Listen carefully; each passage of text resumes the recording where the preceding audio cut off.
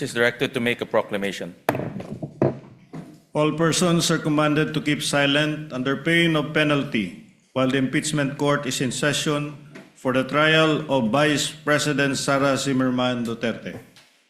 The impeachment trial of Vice President Sara Zimmerman Duterte is hereby called to order.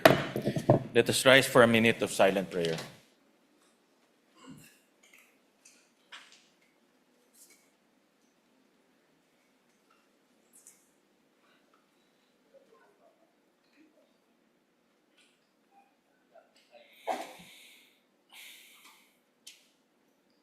Amen.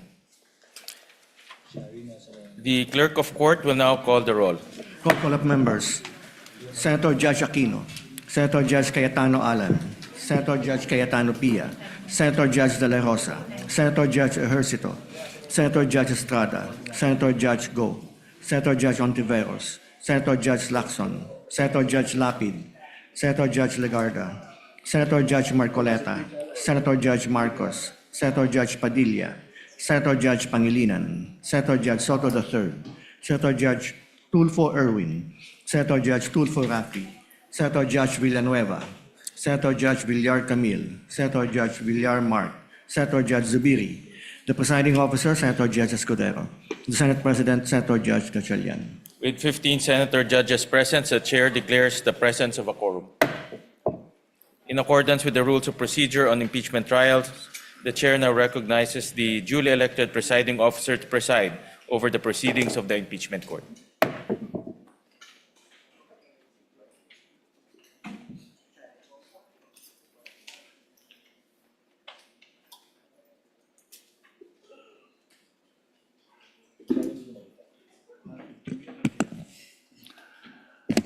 If there are not, thank you, Mr. Senate President. If there are no objections, we shall dispense with the reading of the August 24, 2026 Journal of the Senate Sitting and Impeachment Court and shall consider the same as approved. The clerk of court will kindly call the case before the impeachment court. Case number 004-2026 in the matter of impeachment trial of Vice President Sara Zimmerman Duterte.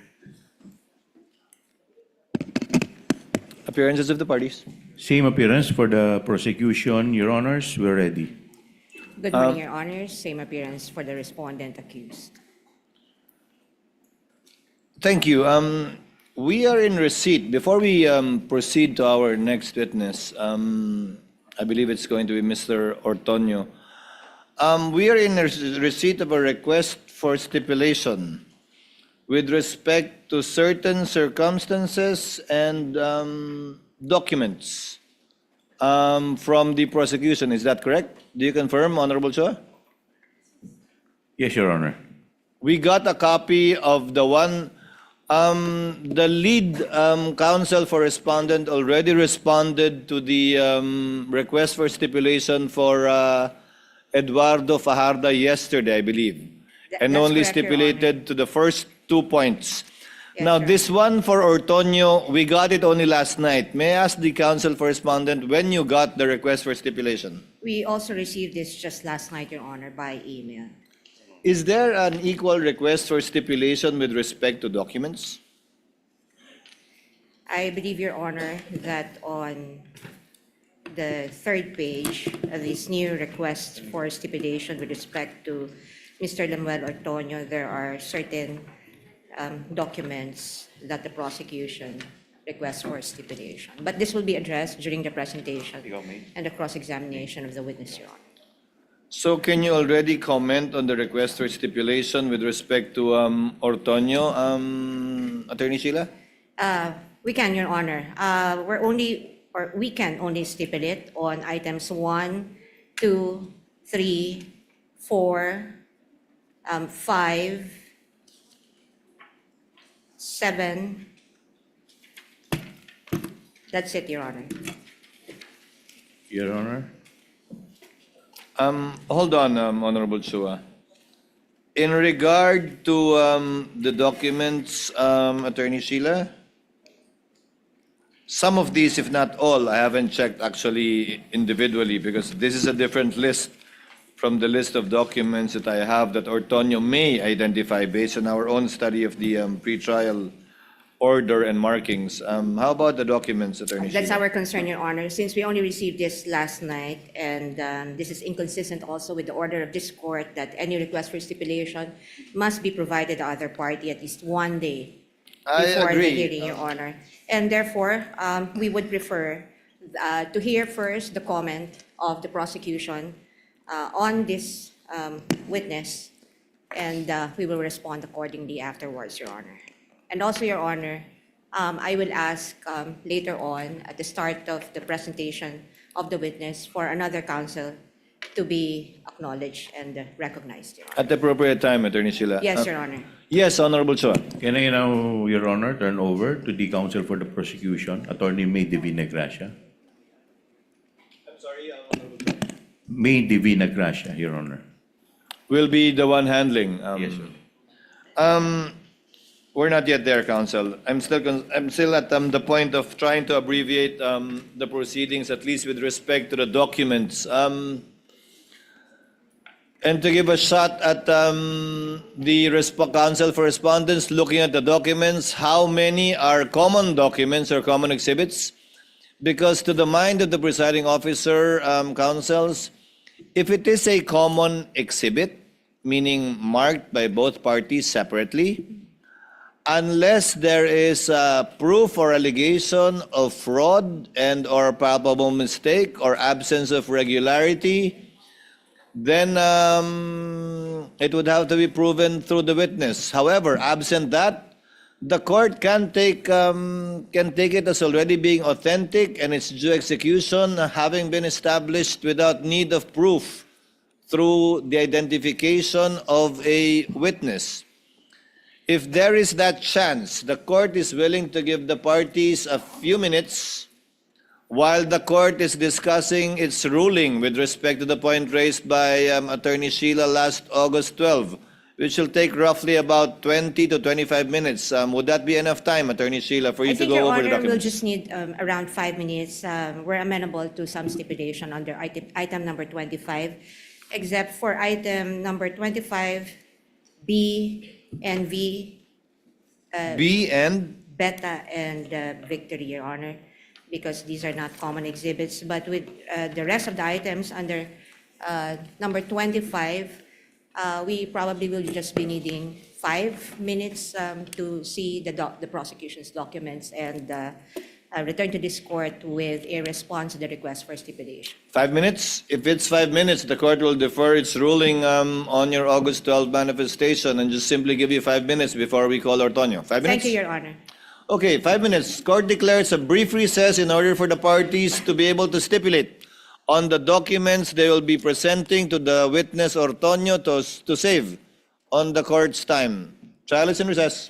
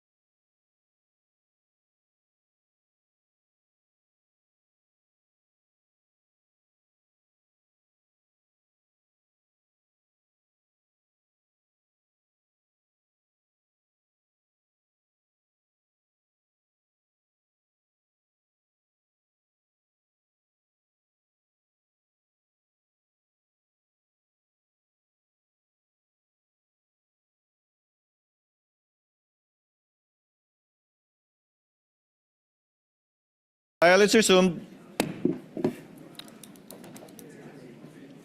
May we hear from the counsel for the respondent with respect to the proposed stipulations on item number 25 in regard to the documents?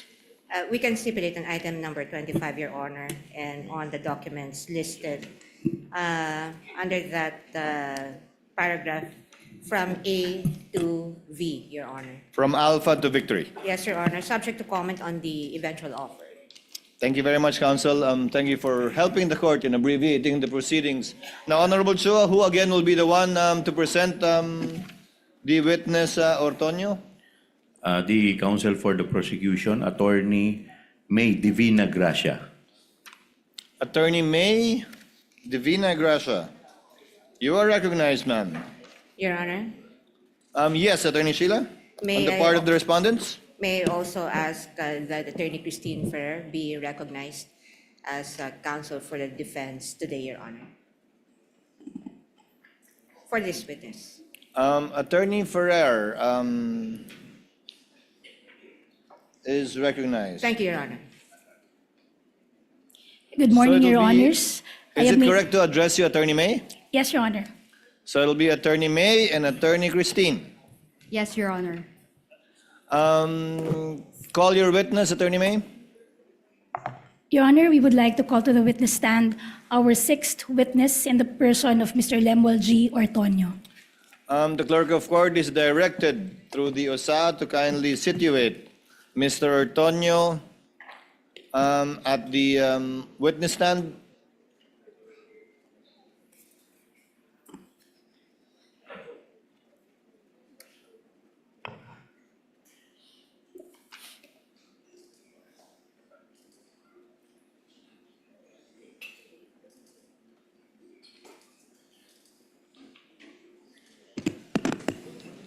The clerk of court is directed to administer the oath to the witness. Mr. Ortonio, please raise your right hand. You, Lemuel G. Ortonio, do swear that the evidence you shall give in the case now pending between the Philippines and Vice President Sara Zimmerman Duterte shall be the truth, the whole truth, and nothing but the truth. So help you God. Kindly place on the record, because it was inaudible, that the witness responded in the affirmative by saying yes. Attorney May, your witness for direct examination, kindly make the offer. Yes, Your Honor, but before we proceed to our offer, Your Honor, we would like to just read for the record the matters that were already stipulated on, Your Honor, for avoidance of doubt. You may do so, counsel. You may proceed. So, first, that the witness, Mr. Lemuel G. Ortonio, is the Assistant Secretary and Assistant Chief of Staff of the Office of the Vice President. Second, he holds the position of Assistant Secretary at salary grade 29. Third, his appointment is coterminous with the term of the Vice President. And fourth, his position is one of trust and confidence. May the defense kindly confirm if those are all the matters that you're willing to stipulate on. As well as, sorry, Your Honor, they're also stipulating on the authenticity and the genuine execution of the documents listed in paragraph 25 of the request for stipulation. Attorney Christine, Yes, Your Honor, subject to cross-examination. duly noted. Kindly proceed with your offer, Attorney May. Your Honors, we are offering the testimony of Mr. Lemuel G. Ortonio to qualify him as a hostile witness and to prove the following. Number one, the confidential funds answered to no legitimate confidential purpose. The amount was requested before the supporting plan was produced, and the 2023 plan just repeated the operative language of the 2022 plan. Nauna ang 250 million, sumunod ang plano matapos itong hingin ng DBM. Hindi plano ang nagtakda ng halaga. Ang halaga ang nauna sa kahinabol ng plano. Number two, the respondent's handprints are on every document that mattered. Mula request hanggang liquidation, nasa mahalagang dokumento ang kanyang otoridad at pag-aproba. Number 3, the reports were written to fit the rules, not the facts. 4 na ulat, iisang template, mga halagang hindi nagbabago at laging eksaktong 125 million. Not a peso more, not a centavo less. Walang natira, walang isinaulit. Number 4, 5 days after COA questioned the medical and food aid item, the line disappeared while the report still totaled exactly 125 million. Question ng Commission on Audit ang medical and food aid na may halagang 40 million, 42 million at 40 million sa 3 unang accomplishment reports. Makalipas ang 5 araw, wala na ito sa huling accomplishment report. Pero 125 million pa rin ang kabuuan ng halaga. Number 5, in 2 years, not one area, not one operation was ever named. Daang-daang area ang iniulat, 500 million ang ginastos. Ngunit wala ni isang lugar, ni isang operasyon, ni isang petsa ang pinangalanan. Number 6, the liquidation was late, irregular, and backdated. 10 buwan huli ang mga resibo. Mahigit 100 ang may petsang 1 taon pagkatapos ng di umano'y bayaran. Number 7, the certifications vouched for nothing and were signed by the man who received the money. Walang untoward incident. Iyan lamang ang pinatutunayan. Walang halaga, walang pangalan, walang lugar at walang petsa. At ang pumirma, ang mismong tumanggap ng pera. Number 8, the 500 million bought protection the Vice President already had. And against threats, the AFP and the PNP were already paid billions to watch. 473 sundalo at polis na ang nagbabantay sa kanya. Sahod ng Republika mula sa ibang pondo. Walang pangalawang pangulo sa kasaysayan ang nagkaroon ng ganito. At ang mga bantang tinutukoy sa mga ulat, ang NPA at mga teroristang grupo. Sakop na ng intelligence funds ng AFP at PNP. Bayad na ang proteksyon, bayad na ang pagbabantay, bago pa ang kahit 1 piso ng confidential funds. Number 9, the justification for the confidential funds shifted with every finding. Sa DBM, safe implementation ng good governance programs, official engagements, and functional representation ng pangalawang Pangulo. Sa mga plano, confidence building for good governance programs at pagsapit ng 2023 socio-economic program delivery. Sa mga certifications, surveillance and information gathering to prevent untoward incidents from transpiring. Sa protective intelligence operations reports, for intelligence gathering naman. Sa mga sagot sa audit observation memoranda at notice of suspension for surveillance activities to determine where best to implement the OVP's programs. 6 na bersyon, iisang pondo. Number 10, the officials knew, answered nothing. The man who says he knew nothing answered everything. Lahat ng sagot sa COA, pirma ng testigong ito, na ang sabi wala siyang personal na kaalaman. Ang mga tunay na nakakaalam, ang respondent vice president, ang special disbursing officer, at ang colonel, wala ni isang sumagot. Number 11, the explanations for the confidential funds are a sham, and the failure to account the funds gives rise to the presumption of misappropriation. Pabago-bago ang paliwanag, walang detalye, walang dokumentong sumusuporta, pagtatakip, hindi pagpapaliwanag. At hanggang ngayon, hindi na-account ang 500 million ng bayan. Sa ganitong kabiguan, ang batas na mismo ang nagsasalita, prima facie, na ipinalalagay na ang pondo ay ginamit para sa sariling kapakanan. That would be all for Your Honor. Comment, Attorney Christine? Yes, Your Honor. We note that the 11 items that were mentioned by the prosecution are all conclusions of fact and law, Your Honor. And actually, they are mere speculations and conjectures, Your Honor, not being proven before this honorable court.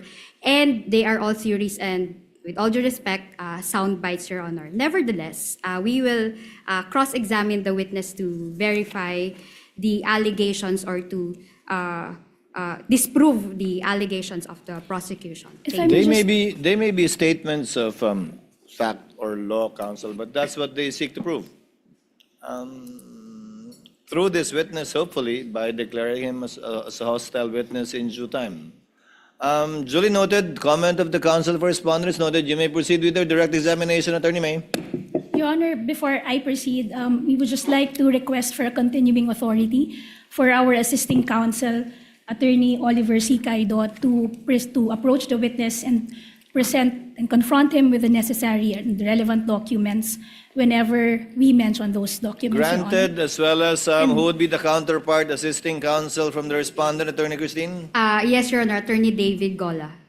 And Granted, also- insofar as both parties are concerned in regard to their respective assisting counsels who may approach the witness at any time during the direct and cross. And also, Your Honor, we request a similar continuing authority for us to flash on the screen the relevant documents when mentioned for the appreciation of this honorable court and of everyone, Your Honor. Granted likewise, including a similar grant rather with counsel for respondent should she desire to do so as well during her cross. Thank you, Your Honor. You Good may morning. proceed, counsel, when you're ready. Yes, Your Honor. Good morning, Mr. Ortonio. Good morning, ma'am. I'm Buntag. Good morning. Okay. Mr. Ortonio, naiintindihan ko po na ikaw ngayon ay nagsisilbing Assistant Secretary and Assistant Chief of Staff sa Office of the Vice President. Tama po ba? That's correct po. Kailan naman po kayo nagsimulang manungkulan bilang Assistant Secretary and Assistant Chief of Staff sa Office of the Vice President? I started working as the Assistant Secretary and Assistant Chief of Staff last July 2022. Okay. Now, Mr. Ortonio, at whose pleasure do you serve those positions? I report directly to the Vice President, Sara Z. Duterte. Okay. And prior to becoming Assistant Secretary and Assistant Chief of Staff, saan naman po kayo nagtatrabaho kung meron man? I used to work with the City Government of Davao as the head of the Human Resource Management Office. Noong time po na yon na nagsilbi kayo ng head ng Human Resource Management, sino naman po ang mayor ng panahon iyon? The mayor at the time is the Vice President, Sara Z. Duterte. And when did you serve as such? As head of the Human Resource Department of the City Government of Davao City? I started working as the head of the Human Resource Management Office in 2018, starting 2018. And kanino naman po kayo nagre-report nung nanunungkulan kayo bilang head of the Human Resource Department? As the head of the Human Resource, as the department head, I report directly to the mayor and as well have reportorial duties to the city administrator. Okay. And prior to that, Mr. Ortonio, ano naman po ang inyong naging katungkulan kung meron man sa City Government of Davao City? Prior to being the human resource head, I also headed the Davao City Investment Promotion Center. That's from 2016 all the way to 2018 as well. And then in 2010 to 2013, I served as the Chief of Staff of the Office of the Mayor. And 2008 until 2010, I served as the Chief of Staff under the Office of the Vice Mayor. Isa-isahin po natin. Nung nanungkulan ho kayo bilang head ng Davao City Investment and Promotion Senator, sino naman po ang nanunungkulan bilang mayor ng Davao City at that time? The mayor at the time is Vice President Sara Duterte. Okay. Dung time naman po na nanungkulan kayo bilang chief of staff, sino naman po ang nanunungkulan bilang mayor at the time? It's the Vice President Sara Z. Duterte. At huli, nung nanungkulan ho kayo noong 2008 onwards, sino naman po ang nanunungkulan? Or sino naman po ang nanunungkulan bilang vice mayor at that time? The Vice Mayor at the time is Vice President Sara Z. Duterte. Now, prior to 2008, saan ho kayo nanunungkulan o nagtatrabaho kung meron man? Prior to 2008, I worked with a government-owned and controlled corporation, and I also worked at a local chamber of commerce. Maaari niyo pong banggitin sa korte na ito kung saan po iyon, yung mga kumpanyang iyon. My first working experience was with the Pag-ibig Fund. That was 4 years, and then I worked around about 4 to 6 months with the Davao City Chamber of Commerce. Thank you. Mr. Antonio, in October 2024, ano naman po ang mga compulsory processes, if any, na natanggap ninyo mula sa House Committee on Good Government and Public Accountability? I was invited to appear before the committee hearings for the Committee on Good Governance. At sa ano mong petsa naman po kayo inimbitahang mag-appear? As to the exact dates po, ma'am, I cannot remember anymore the exact dates. However, there were several invitations that were extended to me. Okay, several invitations or several hearings. Yes, that's correct. Ano naman po ang naging tugon ninyo dun sa mga iba't ibang imbitasyon na yon?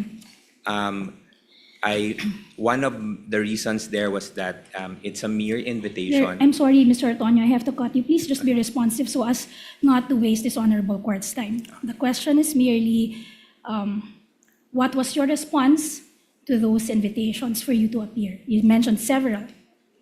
What was your response? The response was, I will not attend the hearings. Okay, so that was your response. What, if any, judicial remedy did you seek against those invitations? So, Did you ask for injunctive relief against the compulsion or the invitation for you to attend the hearings mentioned in those invitations? the reason, ma'am, was that it's a mere No, invitation. Again, Mr. Antonio, I'm sorry, I don't want to be difficult, but again, let me just remind you to please be just responsive to the question. The question is simply, what judicial relief, if any, did you apply for in response to those invitations? If I can remember, ma'am, none, ma'am. Okay. And what was the subject matter of those hearings where you were invited, if you know? It's regarding the confidential funds.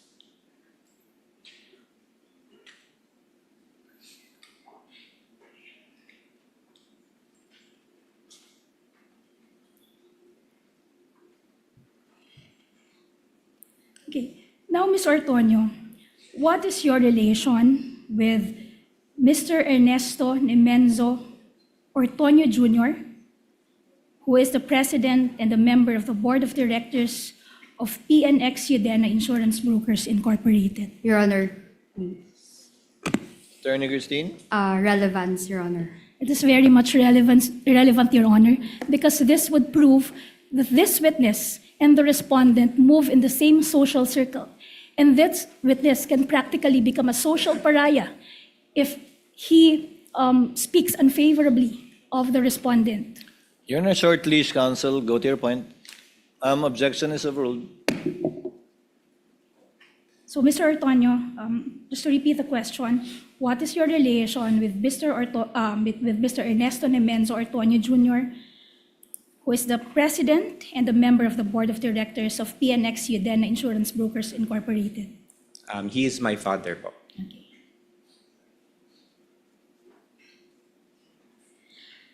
At ano naman po ang relasyon ng PNX Udena Insurance Brokers Corporation sa Udena Management and Resources Corporation,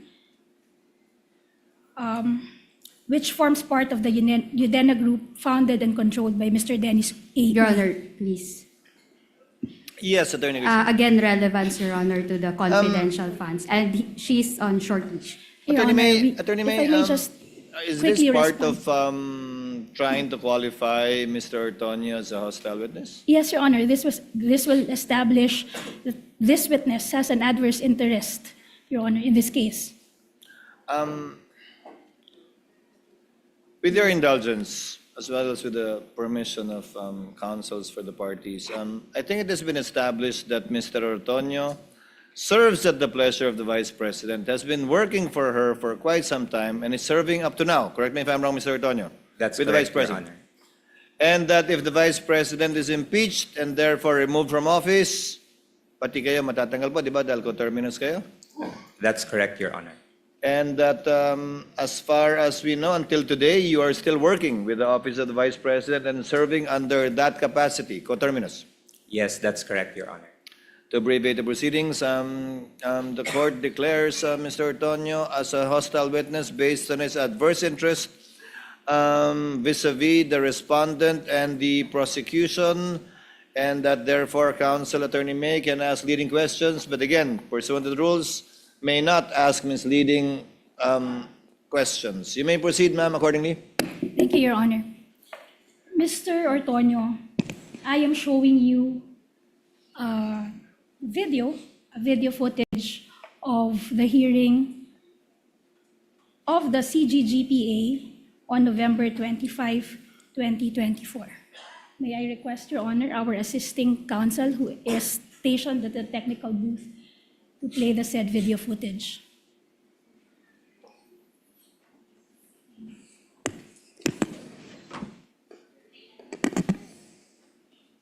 Continuing authority has been granted to counsels. You may proceed accordingly, counsel.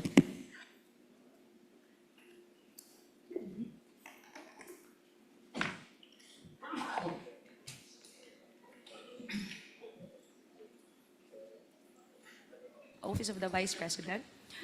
Mr. Lemuel G. Artonio, Assistant Secretary and Assistant Chief of Staff. Ms. Winnie G. Diego, Chief of Public Thank you. Assistance. Okay. Mr. Ortonio, ano ang relasyon mo sa Lemuel G. Ortonio na nabanggit sa video na aming pinakita? That's me po, ma'am. Okay. At ano naman, at tama ba, kinukumpirma mo ba na ang event na recorded dyan sa video footage na yan ay ang hearing ng CGGPA noong November 25, 2024? That's correct po. At Mr. Ortonio, maaalala mo ba na sa hearing na yan, sinabi mo, and I quote, you provide overall supervision for the internal affairs of the Office of the Vice President, end of quote. That's correct po. At pinapatutuhanan mo rin ba na kasama ng supervision na yan, ang supervision sa Administrative and Financial Services Office at Strategy Management Office ng Office of the Vice President? That's correct po. Ngayon, Mr. Ortonio, tama bang sabihin ng Administrative and Financial Services Office, ito ang opisina sa Office of the Vice President na in charge sa pangkalahatang budget ng OVP? That's correct po. Kasama dito ang budget preparation, That's correct. budget disbursement, accounting, at liquidation. That's correct. And since you exercise supervision over this office, sa pangkalahatan, tama bang sabihin, generally, walang pondo ng OVP ang hinihiling, nilalabas, ginagastos, o inililiquidate na wala sa inyong kaalaman at supervision? Tama ba? Generally, Mr. Ortonio. Generally, Yes. yes. Ngayon, ang Strategy Management Office naman, ito ang tanggapan ng OVP na nangangasiwa sa strategic planning, management, monitoring, evaluation, organizational development, at iba pang kaugnayan ng tungkuling pamamahala ng OVP. Tama ba? That's correct. So kasama dito ang pagbuo at pagsubaybay sa mga programa, proyekto at aktibidad ng OVP. Tama ba? That's correct.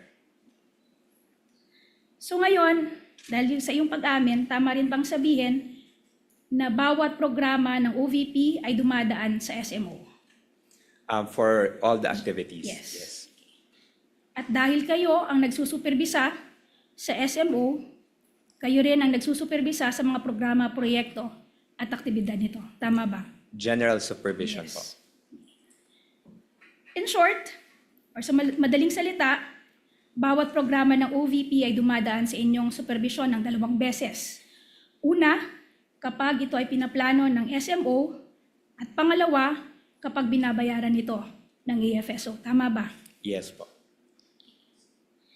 At tama rin bang sabihin na ang mga direktor ng 2 opisinang ito ay nag-uulat din sa iyo? Tama ba? That's correct po. Also, tama rin bang sabihin na ang Vice President mismo ang nagtalaga sa inyo ng supervision over these 2 offices? Yes, that's correct as part of the organizational structure. Okay. At tama rin bang sabihin na kaugnay ng inyong supervision sa SMO at AFSO, ang anumang direktibang natatanggap ninyo ay sa huli nagmumula sa Vice President? That's correct. Okay. At tama rin ba na sa pagganap ng inyong mga tungkulin, sa huli kayo ay nasasaklawan ng mga direksyon at instruction ng Vice President? That's correct. In short, the official acts that you perform in the discharge of those responsibilities are done pursuant to the authority vested in you by the Vice President. That's correct. Now, pumunta naman tayo ngayon, Mr. Ortonio, sa sulat kung saan nagsimula ang lahat. Okay, so, Mr. Ortonio, you assumed your position you mentioned earlier as Assistant Secretary and Assistant Chief of Staff noon lamang July 1, 2022. Tama ba? That's correct. So, that was mid-year. Yes. And you will confirm na pag-assume mo ng inyong position around that time, walang confidential fund ang Office of the Vice President. Tama ba? That's correct. Which means na yung successor ni Vice President Sara Duterte na si Vice President Leni G. Robredo, walang confidential funds. Your Honor, please. Yes, Attorney Garcia. No basis, Your Honor, and conclusion of fact. Kindly clarify, Lenny is not the successor Sorry, counsel. predecessor, Your Honor. I'm sorry. Exactly. So, kindly reform counsel. Mr. Ortonio, do you confirm that Vice President Sara Duterte's predecessor, former Vice President Leni Robredo, Your Honor, Leni Robredo, she did not have confidential funds? Your Honor, please. Yes, counsel. Incompetent. He's not a staff of Leni Robredo. If he knows, if you know, Mr. Antonio, you may answer. If you don't, you may answer so as well. Based on the records that we have, there's no record of confidential funds. Ito ang dahilan kung bakit humiling ng confidential funds ang OVP sa DBM. Tama ba? Noong 2022. Dahil wala kayong dinatnan na confidential funds ng pag-upo mo kasama ng pag-upo ng Vice President Sara Duterte. Tama ba? Yes, ma'am. And this request for confidential funds, ipinaabot ito sa DBM sa pamamagitan ng isang sulat. Tama ba? Letter request. Yes, letter request. Ngayon, I am showing you Prosecution's Exhibit P-I-4-A dated August 22, 2022. Ito ang nabanggit mong letter request for confidential funds in 2022. Tama ba, Mr. Ortonio?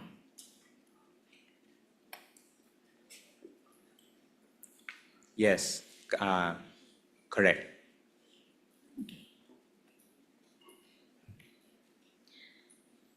Sa huling pahina nitong sulat na ito, there appears a signature above the printed name, Sara Z. Duterte, You will confirm that this is the signature of the Vice President.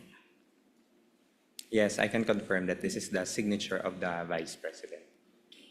And you're familiar with her signature, familiar ka sa signature niya dahil sa panunungkulan mo over almost 2 decades with her or under her, nakikita mo siyang pumirma ng mga dokumento at nakikita mo rin ang kanyang pirma sa iba't ibang dokumento. Tama ba?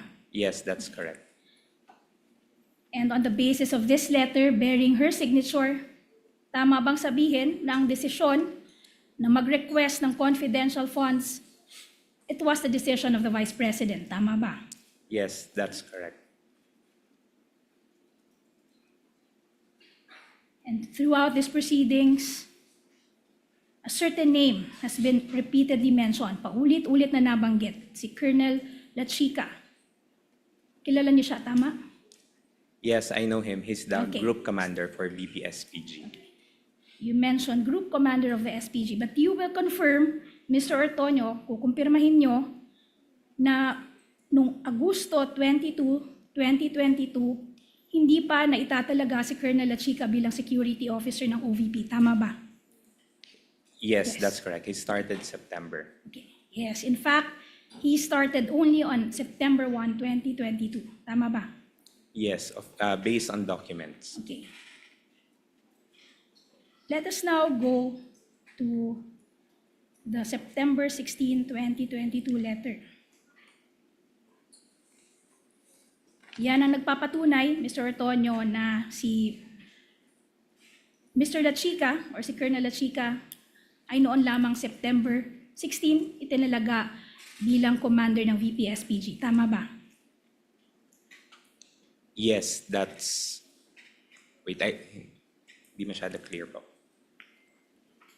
Your Honor, may we request our assisting counsel in the tech booth to kindly enlarge. Granted, so instructed. Copies of the documents being flashed on the screen.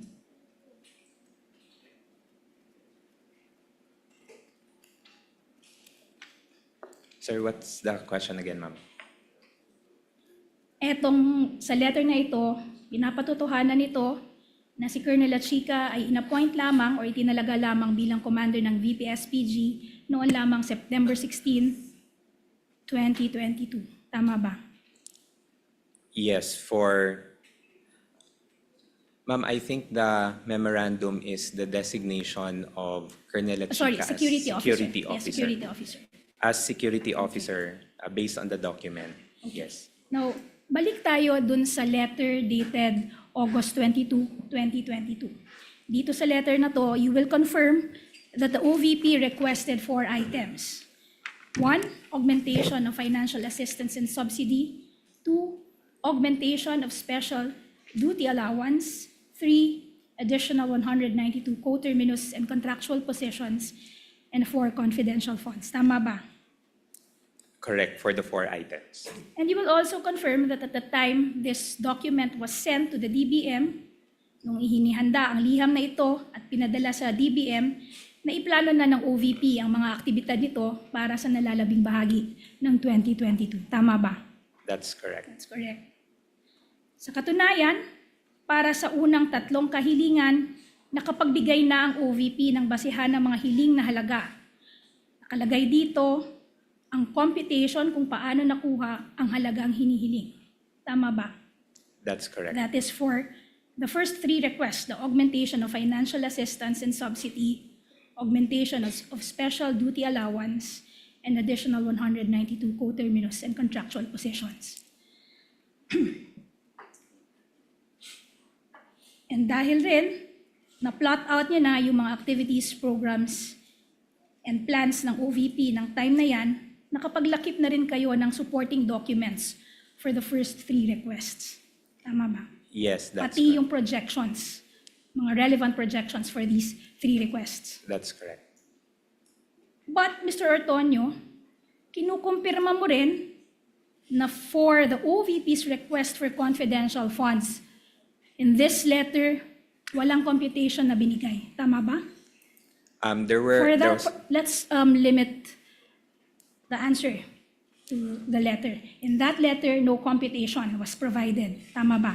That's correct. No There was computation. also no projection provided in the same letter. Tama ba? Yes, that's correct.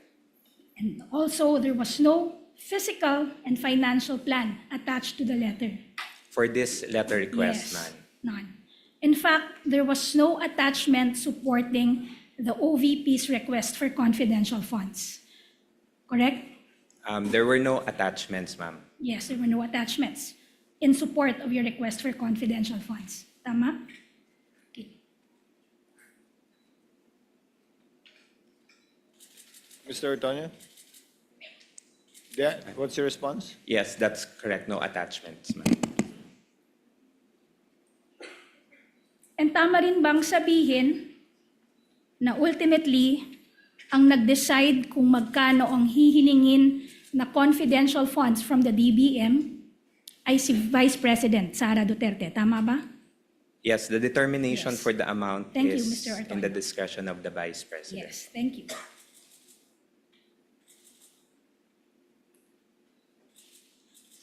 Now, going back to the letter, dahil wala kayong binigay na computation, projection, or supporting documents, ang tanging nilagay lamang ninyo sa request ay ang explanation kung bakit kayo humihingi ng request. Tama ba? That's Yes, correct. That's correct. And the explanation and the justification that you gave was, and I quote, "for and in consideration of the safe implementation of the various projects and activities under the Good Governance Program and the conduct of official engagements and functional representation in international and domestic events as instructed by the Vice President." End of quote. Tama ba? Yes, as instructed by By the the Vice President. As instructed by the President. Okay. In that same letter, you also stated, and I quote,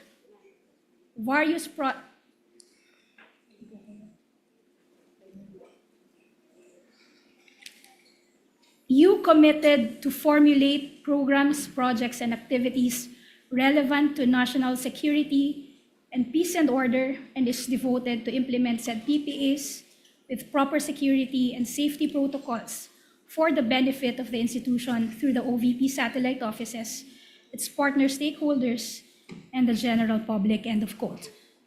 Tama ba?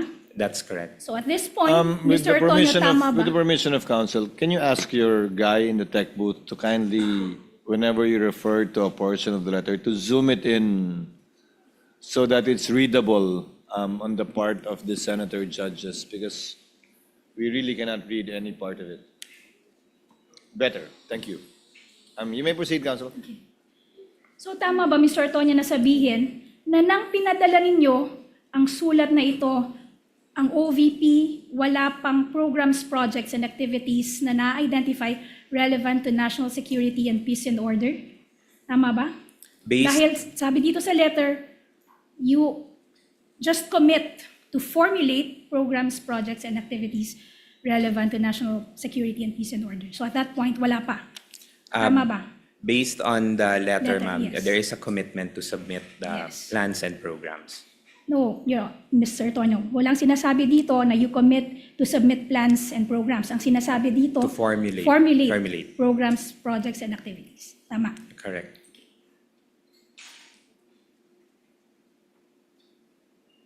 And this is despite the fact na kanina inamin mo na nung pinadala nyo yung letter na to, more or less, na-identify nyo na yung mga plans, projects, and activities of the OVP for the remainder of 2022. Tama ba?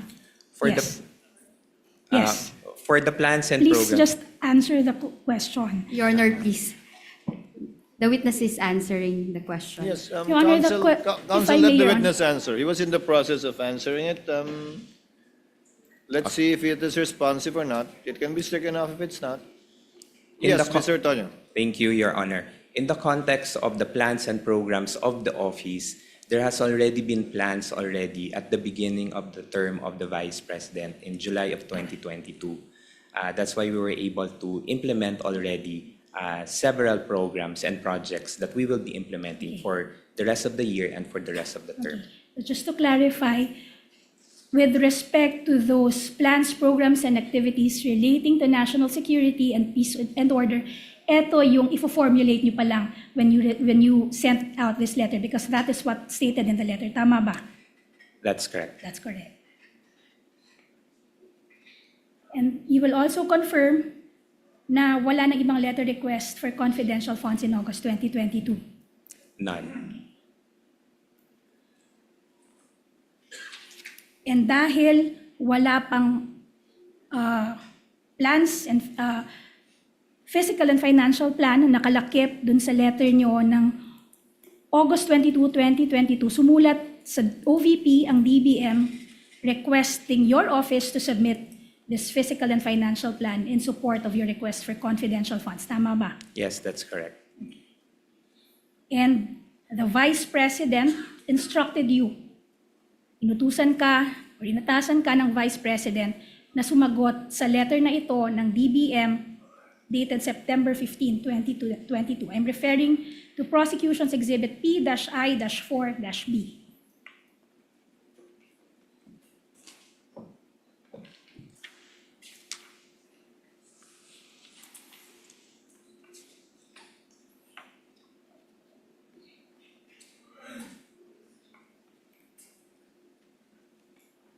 Yes, we are in receipt of this Okay. communication. At ikaw ang inatasan ng Vice President na sumagot sa letter na yan. Tama ba? As part of my duties as the Assistant Chief of Staff, I regularly respond to communication addressed to the office. Okay.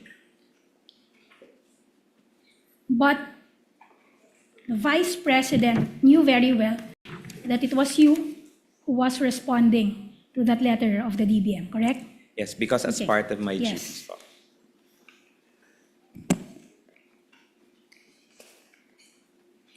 And hindi niya naman inassign o inata sa iba. Nang nalaman niya na ikaw ang sasagot, hinayaan ka niya at hindi niya sinabing iba na lang ang sumagot. Tama ba? Ma'am, for regular communications within the office, it is the Assistant Chief of Staff who signs the documents corresponding to other agencies. So Okay. it's already inherent to the function as the Assistant Chief of Staff. Yes, Mr. Ortonio. But that is ultimately subject to the decision and discretion of the Vice President. Tama ba? That's correct.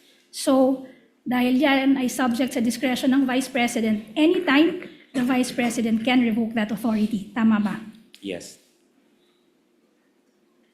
Now, following that instruction, you wrote a letter to DBM dated September 19, 2022. Tama ba? I'm referring to Prosecution Exhibit P-I-4-C.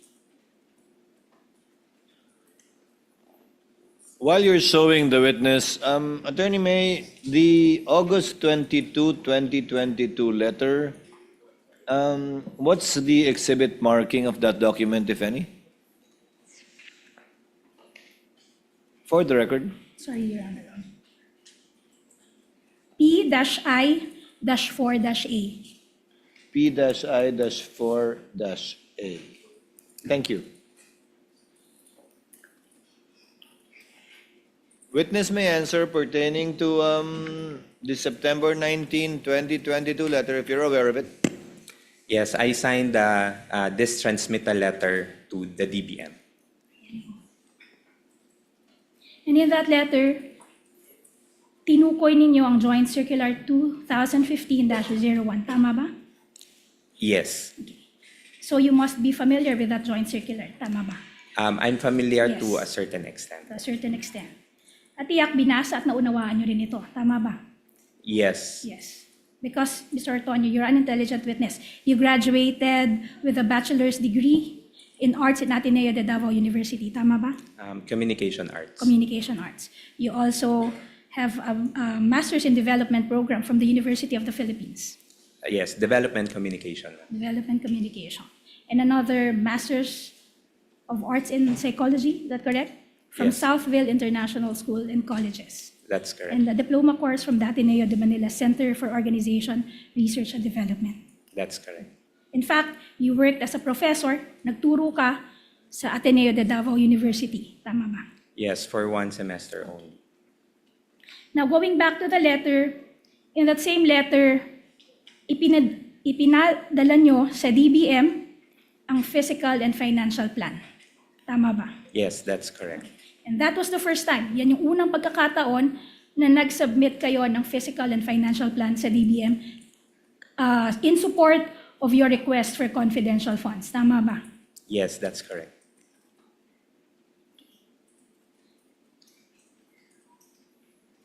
And also, of course, bago nyo isinubmit ang kopya ng fiscal and financial plan na yan, I'm sure, tiningnan at binasa nyo at inintindi nyo yung fiscal and financial plan. Tama ba? Yes, I read the PFP.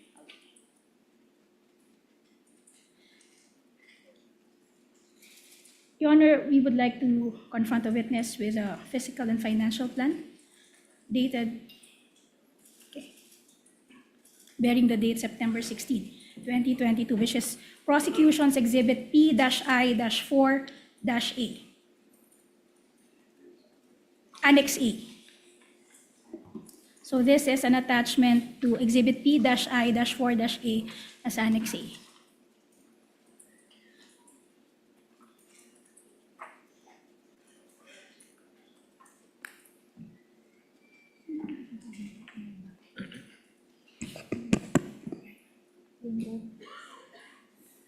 Okay, Mr. Ortonio, dito sa box na may nakasulat, prepared by, may kasama ring petsa, September 16, 2022. Tama bang sabihin na itong September 16, 2022, ito yung date kung kailan na-prepare itong fiscal and financial plan? Based on the document, ma'am. Yes. Yes. Okay. Ibig sabihin, nung nag-request kayo ng confidential fund in August 2022, wala pang nape-prepare na fiscal and financial plan. Tama ba? Yes. And this fiscal and financial plan was also approved only on September 16, 2022, as shown by the box bearing that date with the printed words approved by. Tama ba? Yes, based on the document. Based on the ma'am, yes. document. At dyan sa box na may nakasulat na approved by, may pirma ulit. Above the printed name, Sara Duterte. Yan ay pirma ng Vice President. Siya mismo ang pumirma niyan. Tama ba? Yes, that's her signature, ma'am.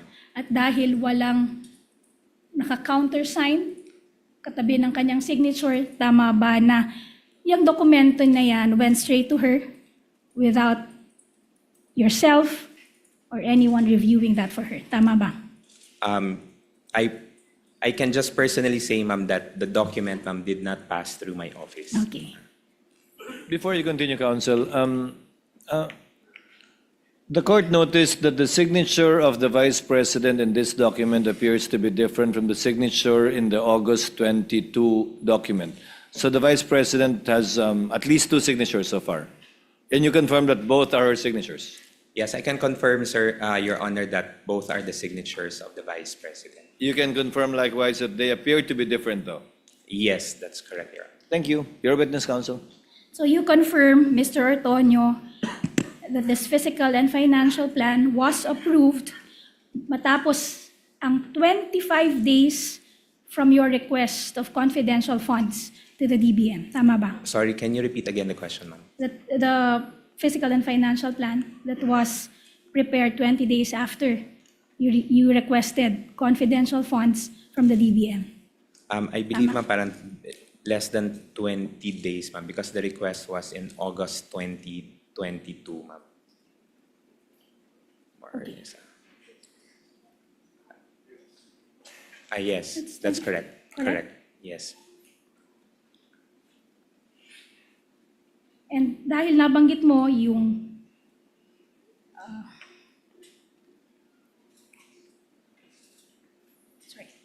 now, the fiscal and financial plan indicated the supposed PPAs for which the confidential fund was allotted. Tama ba? Yes, that's correct, based on the document. At ang nakasaad dito ay good governance program. Tama ba? Yes, There that's was correct. no itemization of the programs and activities that will be funded by the requested confidential funds. Tama ba? Yes, ma'am, based on the document Yes. presented. And you will confirm that this good governance program, it's not just one particular program of the OVP. Tama ba? Yes. It is in fact, kukumpirmahin nyo na itong good governance program, ito ay umbrella program or umbrella brand ng flagship activities ng OVP. Tama ba? Yes, that's So correct. under that good governance program, merong mga particular na plans, programs, and activities. Tama ba? Yes.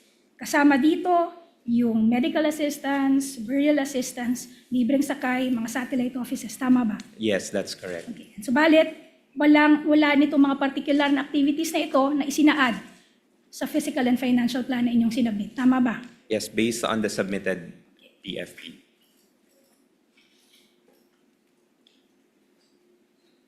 You will also confirm na itong flagship program na good governance program, ito ay pinupondohan na ng regular budget ng OVP sa ilalim ng General Appropriations Act. Tama ba? Yes. Okay. Sa katunayan, sa 2022 GAA, may line item na 621.6 million na mismong para sa good governance engagements and social service projects. Tama ba? Again, hindi ko lang po makita yung... Maybe kindly request the tech booth to enlarge the image being flashed on the screen. Yes, correct. 621 million. Kanina, binasa ninyo na sa liham ng August 22,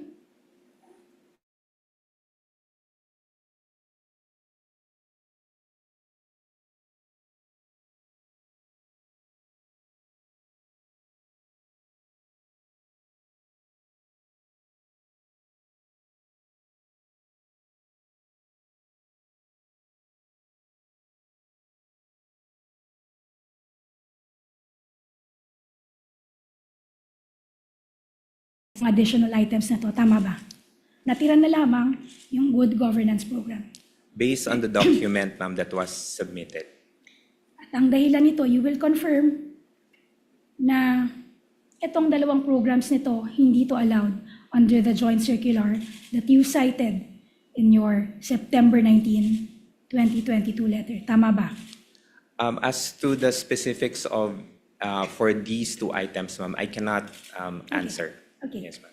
Thank you. Now, punta naman tayo sa 2023 Fiscal and Financial Plan. You will confirm na bilang Assistant Secretary at Assistant Chief of Staff ng OVP, pamilyar din kayo dito sa 2023 Fiscal and Financial Plan. I was able to see it, ma'am. Yes. In fact, isa sa mga signatories dito sa Fiscal and Financial Plan na ito ay si Ms. Rosalyn Sanchez. Tama ba? Again, may we request the tech booth to enlarge the document being flashed on the screen. Yes, ma'am. Correct. At si Ms. Rosalyn Sanchez, siya naman ang director ng AFSO. Yes. Nasabi mo, nagre-report din sa'yo. Tama Directly ba? to me, Okay. yes. Going back to that Fiscal and Financial Plan, you will confirm that the expected outcome, fiscal targets, budget for the 4 quarters of 2023 na sinulat dito are just verbatim reproductions of the expected outcome, fiscal targets, and budget in the 2022 Fiscal and Financial Plans. In short, yung expected outcome, fiscal targets, at budget para sa 4 na quarter na nakasaad dito sa 2023 Fiscal and Financial Plan, salita por salitang kinopya ang expected outcome, fiscal targets, at budget sa 2022 Fiscal and Financial Plans. Tama ba? Based on the document, ma'am, it Yes. has the same.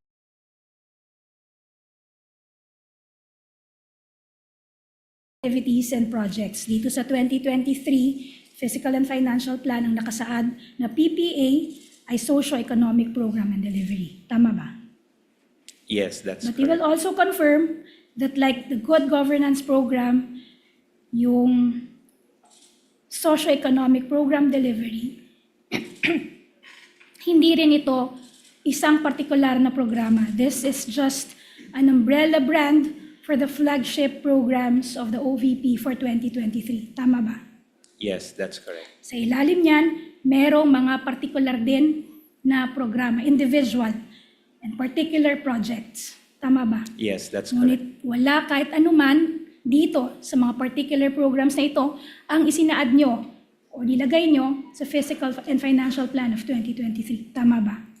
Based on the documents that's presented. Yes. At tulad ng 2022 Fiscal and Financial Plan, etong 2023 Fiscal and Financial Plan ay personal ding inaprubahan ng Vice President. Tama ba? Yes, it has the signature of the Vice President. And again, dahil walang counter-signature sa katabi ng kanyang pangalan, tama rin bang sabihin na hindi rin ito dumaan sa inyong opisina? No, it did not pass through my office. But generally, Mr. Ortonio, dahil kayo nga yung nangangasiwa or nag-exercise ng general supervision over the SMO as well as the AFSO, generally, walang documents ng OVP na hindi dumadaan sa office niya. Tama ba? Generally po, ma'am. Yes.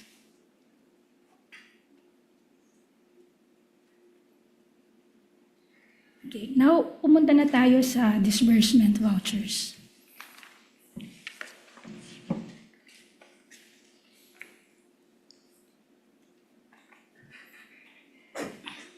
Okay, Mr. Ortonio, dahil ikaw ay naging kawanina ng gobyerno for almost 2 decades, you would know na walang pondo ng publiko or pera ng bayan ang maaaring bayaran maliban kung suportado ng disbursement voucher. Tama ba? Yes, that's correct. Ang voucher, in short, ang voucher ang unang pinoproseso bago maaaring gumuhit ng anumang cheque involving public funds. Tama ba? That's correct. Now, Mr. Ortonio, I am showing you 4 disbursement vouchers, which are Prosecution's Exhibit P-I-10-A, P-I-10-B, P-I-10-C, P-I-10-D. You are familiar with these disbursement vouchers, correct? Familiar ka sa mga disbursement vouchers na to? Yes, I am. In fact,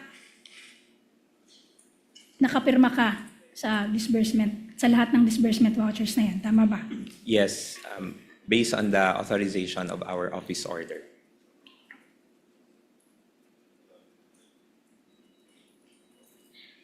At ang inyong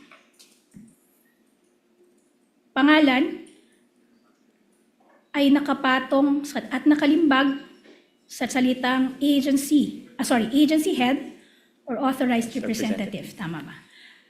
Ang agency head na tinutukoy dito ay walang iba kundi si Vice President Duterte. Tama ba? Yes, that's correct.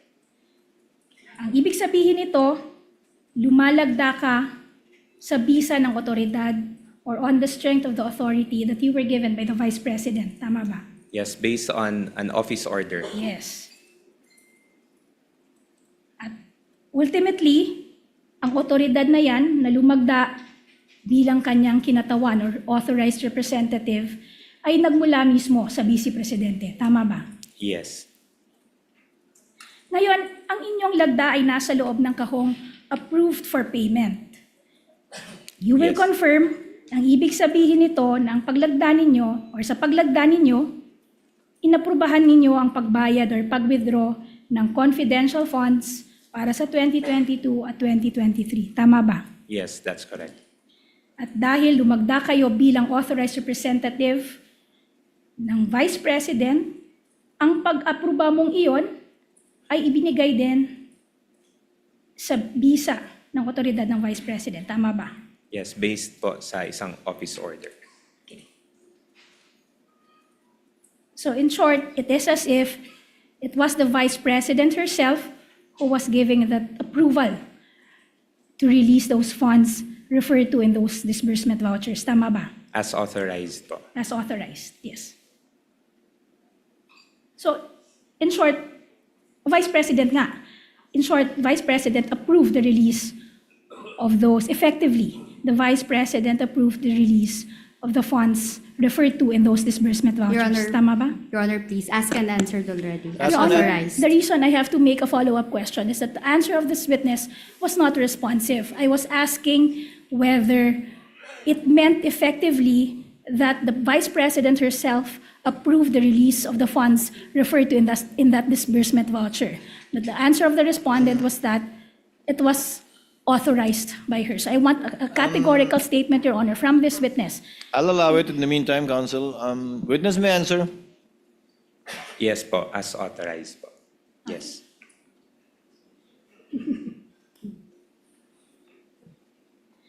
Kung gayon, or in other words, kung wala ang pag-aproba ng Vice President sa mga disbursement vouchers na to, wala ring confidential funds sanang mailalabas. Tama ba? Sorry again, Kung can you walang- repeat the question po? Kung walang approval ng Vice President sa mga disbursement vouchers na to, wala ring confidential funds na mailalabas dahil ang funds or ang pondong pinapatukoy yan dito ay ang confidential funds for 2022 and 2023. Tama ba? If there is no approval po, there is no release No of release. funds po. Okay, thank you. With the indulgence of counsel, Mr. Ortonio, yung approved for payment ng pinirmahan nyo is in item or letter D. Yes. Do you have the document in front of you? Yes, sir. Yung letter A, certified expense cash advance necessary, lawful, and incurred under my direct supervision is signed by the Vice President. Yes, that's correct, Your Honor. What does that mean? It means that it is being, Anong ibig sabihin ng pagpirma ng Vice President dyan sa box na yan? the Vice President certifies that the funds is made under her supervision. And hindi ka pipirma, ano ba to? Sequence ba to? A, B, C, D?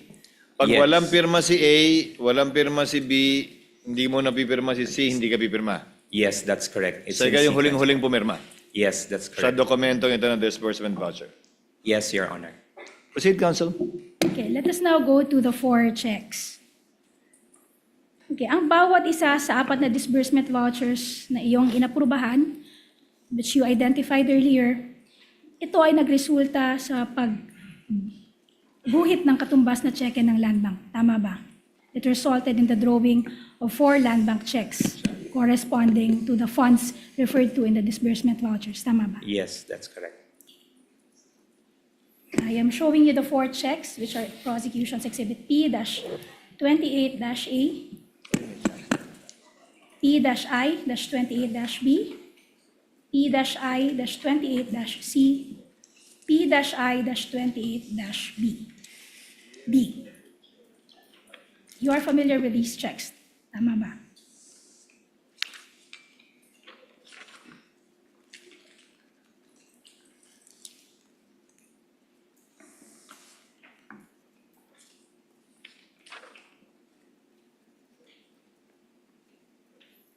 Yes, ma'am, I'm familiar with the checks being presented.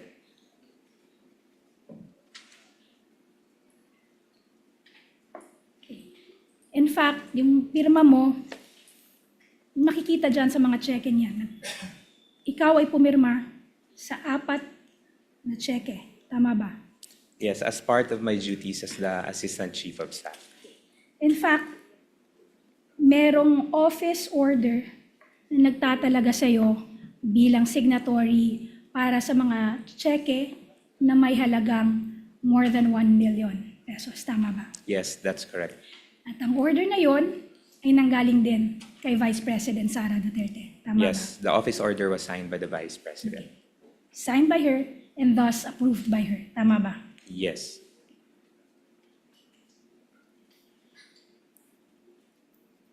Ngayon,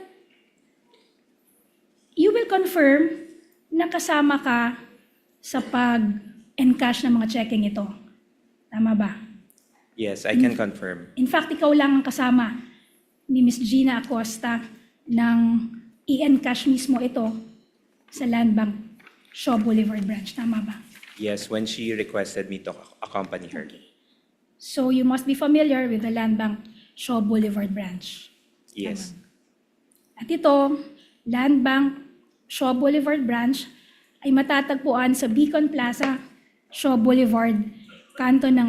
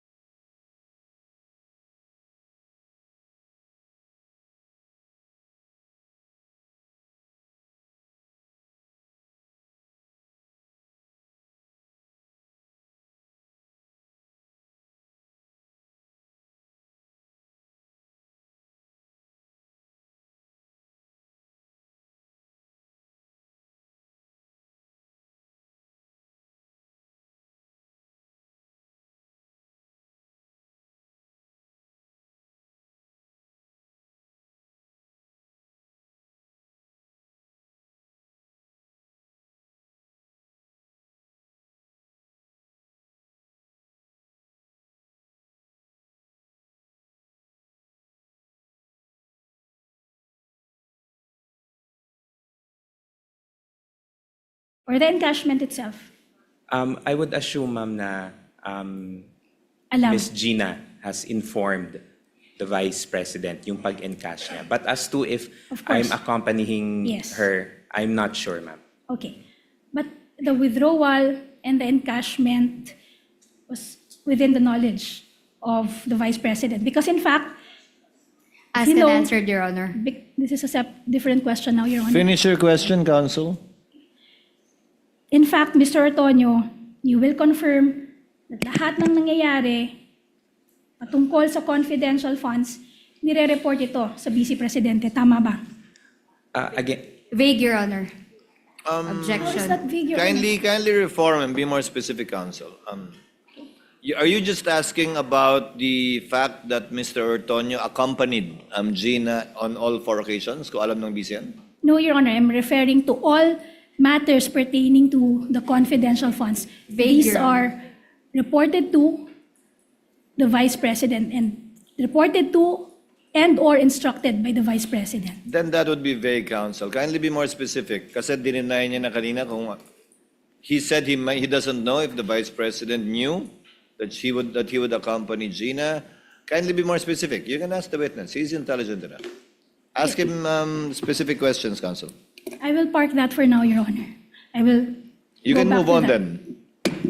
Okay. Now let's go to the audit observation memoranda, Mr. Ortonio. You will confirm that you are familiar with this audit observation memoranda. I'm referring to prosecution's exhibit P-I-12-B, P-I-12-A, P-I-12-E, P-I-12-I.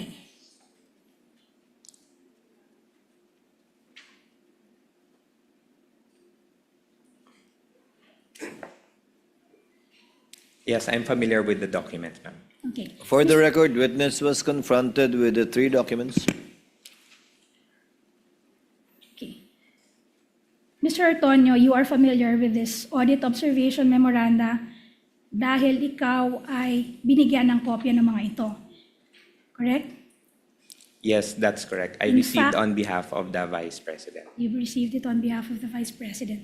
In fact, lumagda ka dyan bilang patunay ng iyong pagtanggap sa mga audit observation memoranda na iyong tinitingnan ngayon. Tama ba? Yes, that's correct. At kayo rin ang inatasang sumagot ng audit observation na memoranda na yan ng Vice Presidente. Tama ba? Yes, I was given instructions to prepare the draft for the reply. Okay, given instructions by the Vice President herself. Tama ba? Yes. And is it also correct to say na bago kayo tumugon sa mga audit observation memoranda na yan, sinuri at pinag-aralan din ninyo ang mga liquidation report na kalakip dito? I consulted with the Special Disbursing Officer and the Security Officer on the information that will be included in the reply. So you also studied, you also checked, reviewed those liquidation reports that were attached to the, that were referred to in that audit observation memoranda. Tama ba? Ma'am, I only consulted the Special Disbursing Officer and the Security Officer on the information that will be included in the reply. So you are saying, hindi mo nakita ang liquidation report, umasa ka lamang sa kung anong nireport sa inyo ng Special Disbursing Officer at ng Security Officer? Yes, I got the information from them, ma'am. Okay. How about the certification and accomplishment reports? Of course, you saw these documents because in fact, you would be referring later to these documents in your reply to the audit observation memoranda. Tama ba? I was able to see the reports, ma'am, but I did not anymore go into details, ma'am, and then that was made as an attachment to the replies. Okay. Just a clarification.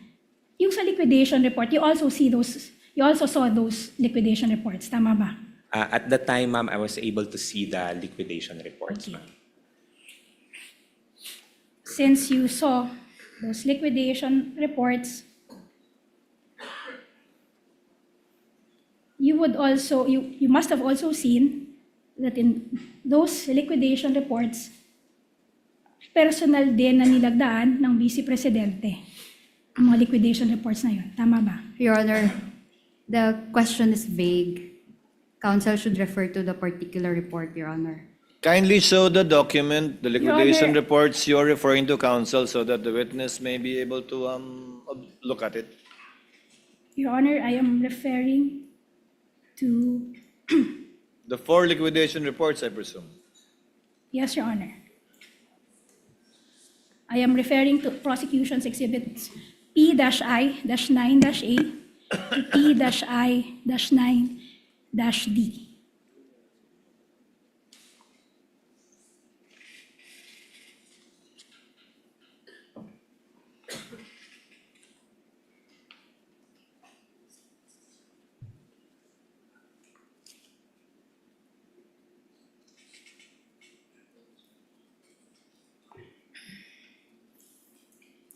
At the time, ma'am, I was able to just see it, ma'am, physically, but I was not able to review it, ma'am. Okay, but you will confirm that those liquidation reports all were signed by the Vice President, correct? Yes, based on the document, ma'am, it has the signature of the Vice President. Let's go to the certifications attached to the liquidation reports, which are prosecution's exhibit P-I-6-A to P-I-6-D again. Can you please kindly refer to the certification?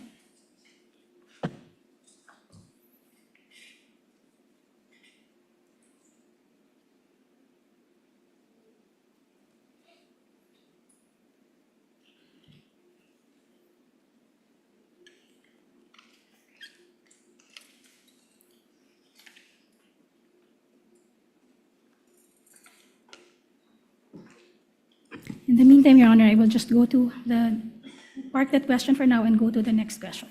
So let's go to the accomplishment reports, Mr. Ortonio. Since you mentioned, you also see these documents, you will also confirm na itong mga accomplishment reports na ito, lahat inaprubahan din ng Vice Presidente. I'm referring to Exhibits P-I-7-A-1 to P-I-7-D. Kindly show the witness, counsel. Assisting counsel may approach.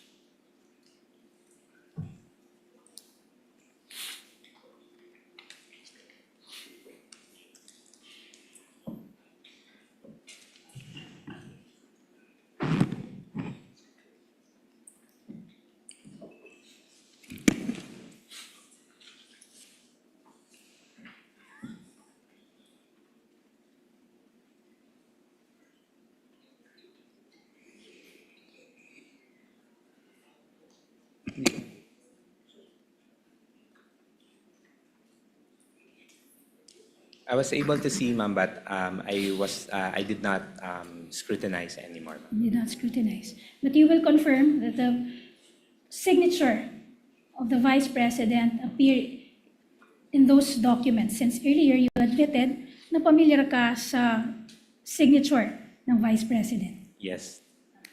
Kanina, nabanggit mo, if you can just backtrack a bit, kanina nabanggit mo na nakipag-coordinate ka sa security officer at sa special disbursing officer. Yes. Tama rin ba na sabihin na nag-coordinate ka with them upon the instructions of the Vice President? Tama ba? Yes, there was an instruction to coordinate so that we can properly reply to the AOM. Okay. Let us go back to liquidation report number 2022-12-152, which is prosecution's exhibit P-I-9-A.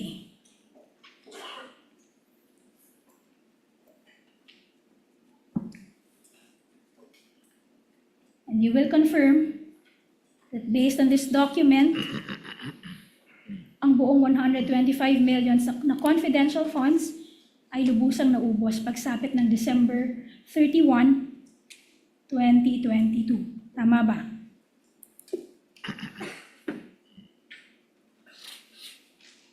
Yes, based on the document, ma'am, based on the liquidation report.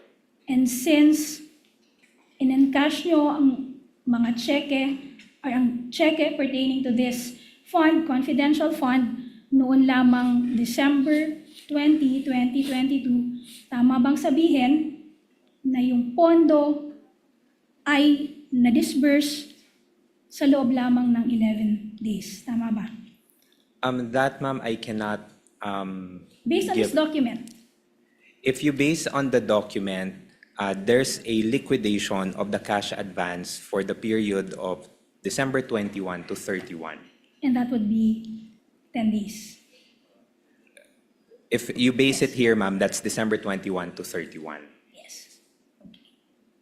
So a good 10 days. Your Honor, please. The document speaks for itself. Your Honor, I believe counsel is referring to the original documents rule. Unfortunately for her, Your Honor, that's an improper invocation of the original documents rule. The original documents rule does not bar questions relating to the document.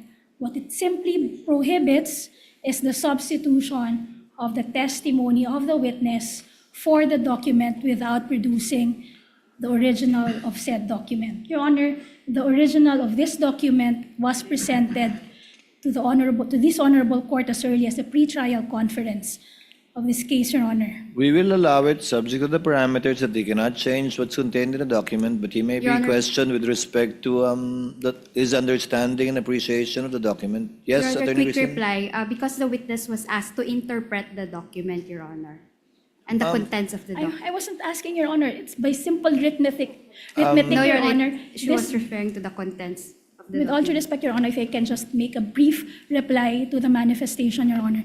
Yes, wasn't ask- counsel, briefly. Yes, I wasn't asking, Your Honor, this witness to interpret the document by simple arithmetic, Your Honor. This witness can easily come up with a number of days within which, and just by looking at the document, this witness can easily come up and say the number of days within which the 125 million was spent and disbursed, Your Honor. As long as the document is not going to be changed, I will allow it. Witness, if you know, again, you are well educated to be able to answer the simple question. If you know. will Again, Mr. Ortonio, you will confirm that the funds referred to in that liquidation document was fully disbursed within a good 10 days, because you said the disbursement covers the period December 21 to December 31, 2022. Tama ba? Based on computation, ma'am, it's actually 11 Sorry, days. 11 days. Based on the computation and based on the document, ma'am, it's 11 days. It will reflect 11 days. Correct. Ito ay sa kabila ng fact na sa ilalim ng PFP, ang pondo ay para sa buong ika-4 na quarter ng 2022. Tama ba? It's for the fourth quarter of Of 2022. And that fourth quarter of 2022 means October, November, the period October, November, December of 2022. Tama ba? For fourth quarter, ma'am, that covers for October, November, and December. Kaya, October, November, and December 2022. Yes. Yes. So it means dahil it covers that period, October, November, December 2022, yung pondo ay spread out supposedly para sa activities na itinala noong October, November, and December 2022. Tama ba? Your Honor, please. Counsel? That is an assumption, Your Honor. That's a conclusion of fact. The witness did not testify that it should be spread throughout the quarter, Your Honor, and speculative also. May I just, Your Honor, make a counter manifestation and a reply to the comment made? Yes, counsel. What's your reply? I'm not assuming anything, Your Honor. Precisely, I am asking this witness to confirm. There's no assumption in that, Your Honor. Counsel, but it has no basis. Counsel for respondent is correct. The witness did not say, neither was it contained in any letter of the Office of the Vice President, that it is for the entire quarter. Reform, Counsel. With all due You can get to what you want still. Kindly With all due reform. respect, Your Honor, this witness has just admitted earlier that the funds was for the fourth quarter of 2022. He even mentioned that it is for October, November, for the period October, November, and December 2022. Your Honor, I believe the court has already ruled on the matter, Your Honor. Kindly reform, Counsel. You can get to what you want just as easily, Counsel. Earlier, Mr. Ortonio, you mentioned na yung programs na nakalagay both in the 2022 and 2023 fiscal and financial plans, which are the good governance programs and the socio-economic programs, these are just umbrella programs. At sa ilalim nito, merong mga individual plans, programs, and activities ang OVP. Tama ba? Yes. And these plans, programs, and activities are spread out through the year. Tama ba? If you base it on the PFP, there is an Sorry, allocation. I'm not referring to the PFP, just generally. Etong socio-economic programs, program delivery, and good governance program, ito ay naka-spread out through the entire year. Yes, Tama for ba? implementation, For implementation. throughout the year. Okay, so merong programa na nakaschedule for October, meron din for November, meron din for December. Tama ba? Yes, there are schedules for the rollout of the activities. Okay, tama. At dahil yung PFP or Fiscal Financial Plans, ang sinasabi lamang ay Socio-Economic Development Program at Good Governance Program, effectively, ang ibig sabihin nito, yung pondong nakatalaga doon, sa relevant quarter na yon ay nakatalaga para sa relevant programs, plans, and activities for each quarter. Your Honor, please. Can the council show what particular PFP she's referring to, Your Honor? Your Honor, may we request our assisting counsel to furnish You may do the so. witness with both PFPs, Your Honor, for the 2022 and 2023 PFP. So just for clarity, let's just go to The the 2022. PFP for 2022. Yes. Okay. May nakalagay dyan sa PAP's Good Governance Program. Tama ba? Yes, that's correct. Ang sinasabi mo kanina, yung Good Governance Program na yan, hindi yan isang partikular na programa lamang. Merong mga flagship programs under that Good Governance Programs. Tama ba? Yes, that's correct. And for every month, for the remaining quarter of 2022, meaning October, November, and December, meron diyang mga nakatalang activities, plans, and programs falling under the Good Governance Programs. Tama ba? Yes, under the good governance Yes, program. under the Good Governance Programs. At nakalagay din dyan na yung halagang 125 million ay para sa quarter 4 of 2022, meaning that is the period October, November, and December 2022. Tama ba? This for the subject na confidential funds. Yes, for the Yes. confidential funds. Yes. Tama rin bang sabihin na for, presumably, yung October, November, and December, merong mga activities for which the confidential funds would answer to, Your Honor, or would please. answer for. Tama ba? Your Honor, please. Attorney Christine?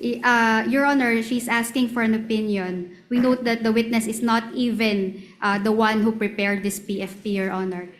And counsel also stated presumably, Your Honor. So that's asking for an opinion. Wait, if I may just... With the indulgence of counsels, so that we can get somewhere before we break for lunch.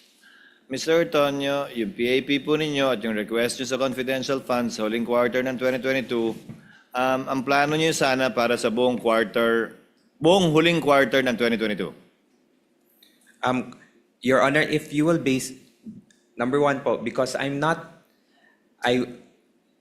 did not participate in the preparation of the PFP. So in terms of the details of the implementation for the confidential funds, I may not be able to properly Hindi pa po answer. natin pinag-uusapan na implementasyon. Pinag-uusapan po natin nung nag-submit kayo ng plano para manghingi ng confidential fund at ikaw yung pumirma nun para sa last quarter. Kaya lang, as we all know, late na na-release yung pera, hindi ba?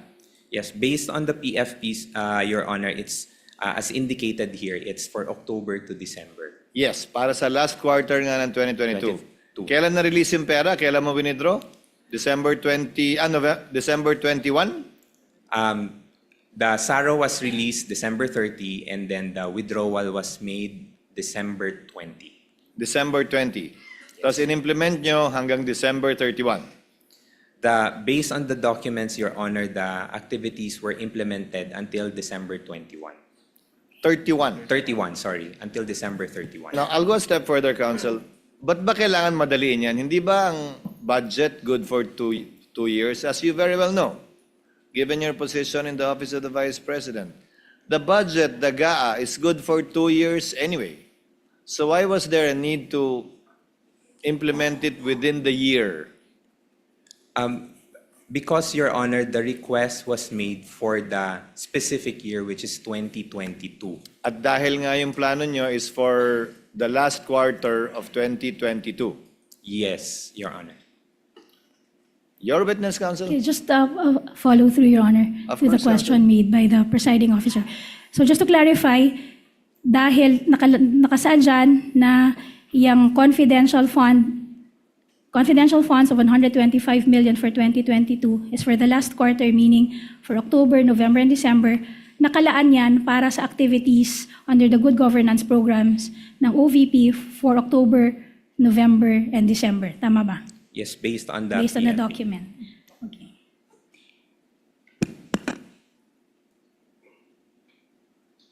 Okay. At bilang supervising authority over the financial services ng OVP, alam din ninyo na ang notice of cash allocation na hindi nagamit pagsapit ng katapusan ng taon ay naglalapse. Tama ba? Yes. Ibig sabihin nito, ang anumang pondo na hindi nagamit, at hindi nagastos, o ang anumang balanse ng cash advance sa katapusan ng taon ay dapat isauli sa Treasury. Tama ba? That's correct. Kung gayon, kung hindi na-report o nagastos yung 125 million pagsapit ng December 31, 2022, bahagi o buo nito ay babalik sana sa Treasury. Tama ba? Yes. Yes.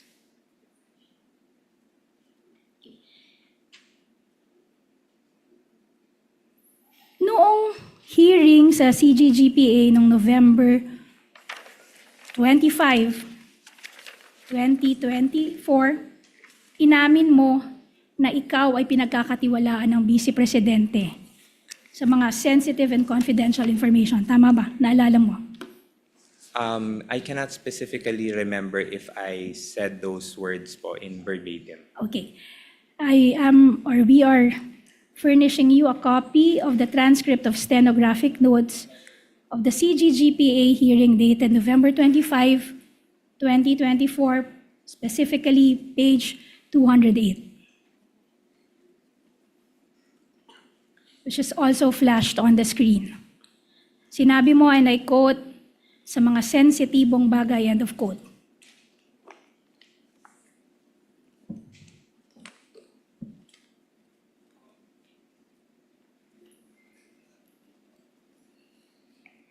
What's your question, Counsel? Do you confirm that, Mr. Ortonio? I think the context for this, ma'am, is because the previous Sorry. question was... Excuse me, Mr. Ortonio, I need to cut you because Witness is answering.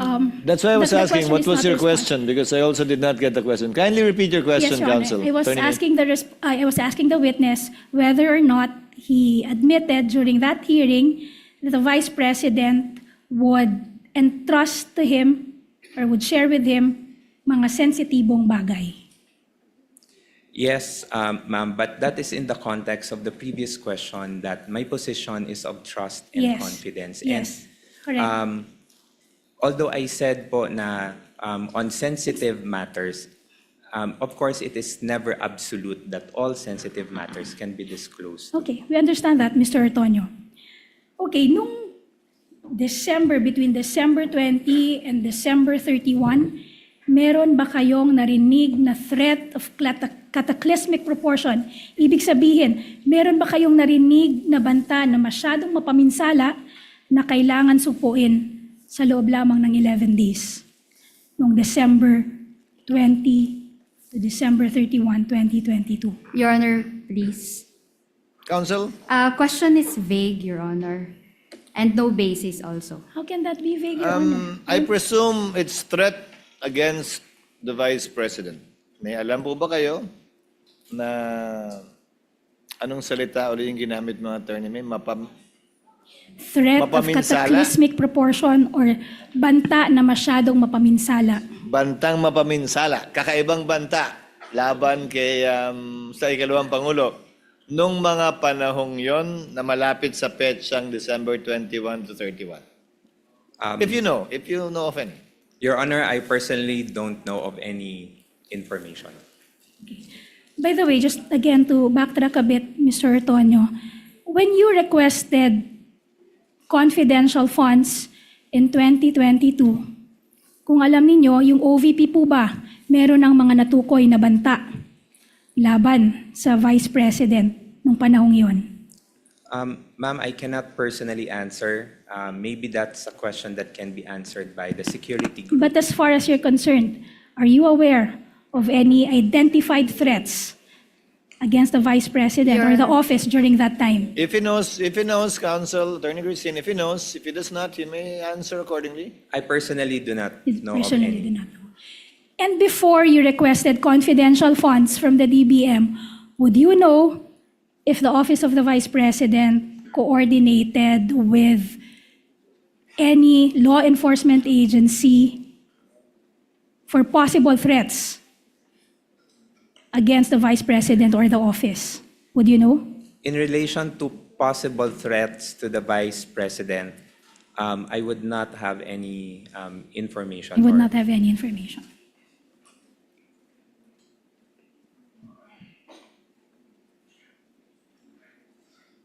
Ibig sabihin mo ba, itong mga threats na to, hindi to kasama sa mga supervise mo na internal affairs or mga programa ng or internal affairs ng Office of the Vice President. Dahil sinabi mo, ikaw nagsusupervise ng 2 opisina who in turn or that in turn oversees or monitors matters relating to the OVP. Your Honor, please.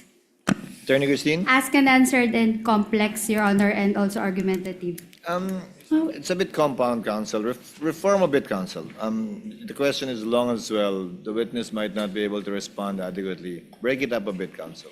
So, Mr. Ortonio, you mentioned earlier that you are not aware of any coordination efforts with law enforcement agency at the time that you requested funds from the DBM. Tama ba? Yes, Your ma'am. Honor, please. The question is misleading. The witness said no information as to the supposed threats against the Vice President. Witness has already answered, Counsel. Proceed, Attorney Main. Okay. Thank you, Your Honor.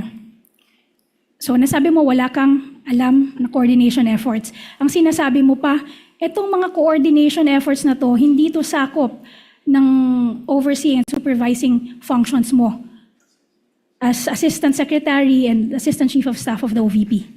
In relation to security matters, ma'am, no, that is not part of my duties as the Assistant Chief of Staff. Okay. Thank you. Now, pumunta na tayo sa accomplishment reports na sinabi mo kanina ay nakita mo. In connection with your preparation of the responses to the audit observation memorandum. Tama ba? Yes. Yes, you mentioned that.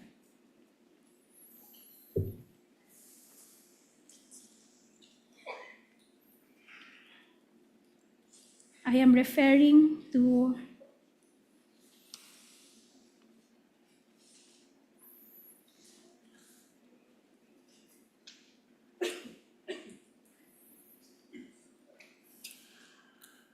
Prosecution's Exhibits P-I-7-A-1 to P-I-7-D. These are the accomplishment reports that you admitted seeing. Yes, I was able to see them po. Okay. Let's first go to the first 3 accomplishment reports, which are P-I-7-A-1 to P-I-7-C. You confirm that? Do you see that before you? Yes. Okay. Etong 3 reports na to, ang bawat report ay naglilista ng pare-parehong 6 na kategorya sa pare-parehong pagkakasunod-sunod. Tama ba? Yes. You have purchase of information, payment of reward, rental and maintenance of safe houses, purchase of supplies, medical and food aid, and incentives or traveling. Tama ba? That order. Yes. All 3 accomplishment reports. Yes. Sa bawat quarter, ang mga halagang iyon ay eksaktong nagkakabuo ng 125 million. Tama ba? Based on the document, ma'am, presented, yes. And you will also confirm na sa bawat isa sa mga quarter na iyon, walang halagang naisauli. Tama ba? Based on the liquidation report, ma'am, Yes. yes. Okay. Now, sa 2022 report, ang safe house rental and maintenance, ang halaga ay 16 million pesos. Tama ba? Yes, based on the report. Document. Ganon din sa first quarter ng 2023, 16 million din ang halaga ng house rental and maintenance, safe house rental and maintenance. Tama ba? Yes, based on the document, ma'am. At ganon din sa second quarter ng 2023, 16 million para sa safe house rental and maintenance. Eksaktong 16 million pesos. Yes, ma'am. And you will also confirm, as you've already confirmed earlier, na ang 2022 report, ang saklaw na period nito ay 11 days. Tama ba? From December 21 to 31. Samantalang, ang sakop naman na period ng first quarter, ng February 6, ng first quarter report ay February 6 to March 29, 2023. So that's 52 days. Tama ba? Based on the document, ma'am. And the second quarter naman, ang saklaw na period nito ay April 25 to June 30 or 67 days. Tama ba? Yes, based on the document. Gayunpaman, magkakapareho ang alaga ng safe house rental at maintenance sa tatlong reports na yan. Tama ba? Yes, report. based on the report. So in short, 16 million pesos para sa safe house, para sa 11 araw, para sa 52 days, at para sa 67 days. Pare-parehong 16 million ang halaga. Based on the document, ma'am. Yes. The same is true, Mr. Tonyo, for incentives and traveling. Yung line item na yan na makikita sa accomplishment report. Tama ba? It's the same 10 million pesos for all those 3 quarters. Yes, based on the document, ma'am. And you will also confirm that based on that document, based on those documents, for the 2022 report, it covers or it claimed to have covered 132 areas in 11 days. Tama ba? Sorry again, ma'am, for 20. 2022, the first report. Yung Yes, nakalagay ma'am. na area. It's 132 132 areas for 11 days. So first quarter naman of 2023, it claims 127 areas in 52 days.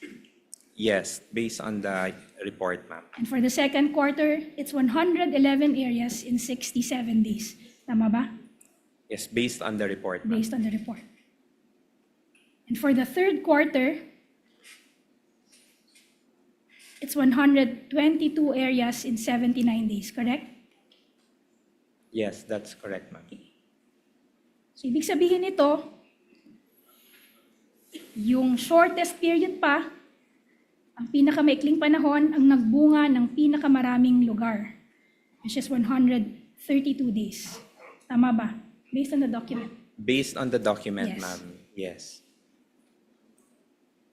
Pero yung halaga ay hindi nagbago. It remained 10 million pesos. Tama ba? Your Honor, Based on the please. document.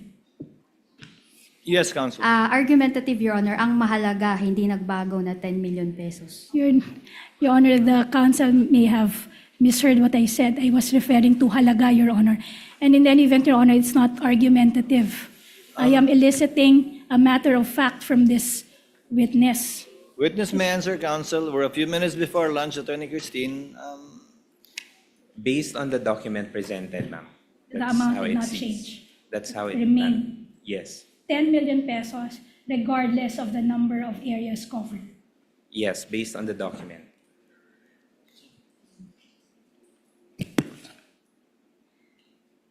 You will also confirm from those documents that for the first 3 reports, meaning the 2022 report and the reports for the first 2 quarters of 2023,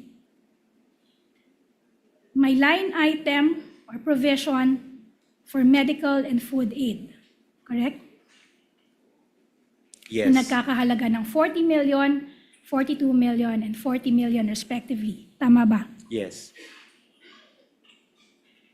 Etong mga accomplishment reports, you will agree and you will admit na ito ay isinumite sa COA bago pa nakatanggap ang OVP ng Audit Observation Memorandum.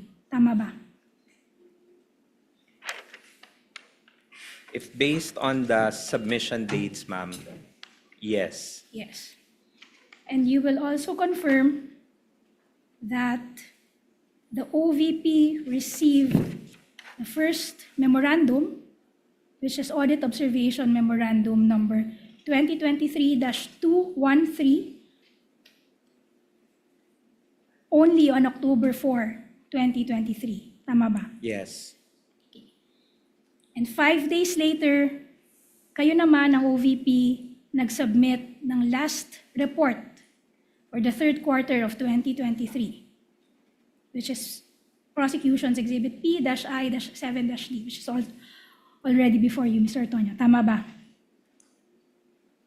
The third quarter Yes. accomplishment report. Yes, you submitted that on October 9, 2023. October 9, based on the submitted report. Okay, so that was 5 days after you received the first audit observation memoranda from Yes. the COA. Tama. And if you will check and if you will confirm, dyan sa last na accomplishment report na yan, wala na yung line item for medical and food aid. Tama ba? Yes. Pero, ang kabuuan pa rin ng fund ay 125 million pesos. Yung kabuuan ng confidential fund na nagastos ay ganun pa rin, 125 million pesos. Yes, based on the document, ma'am.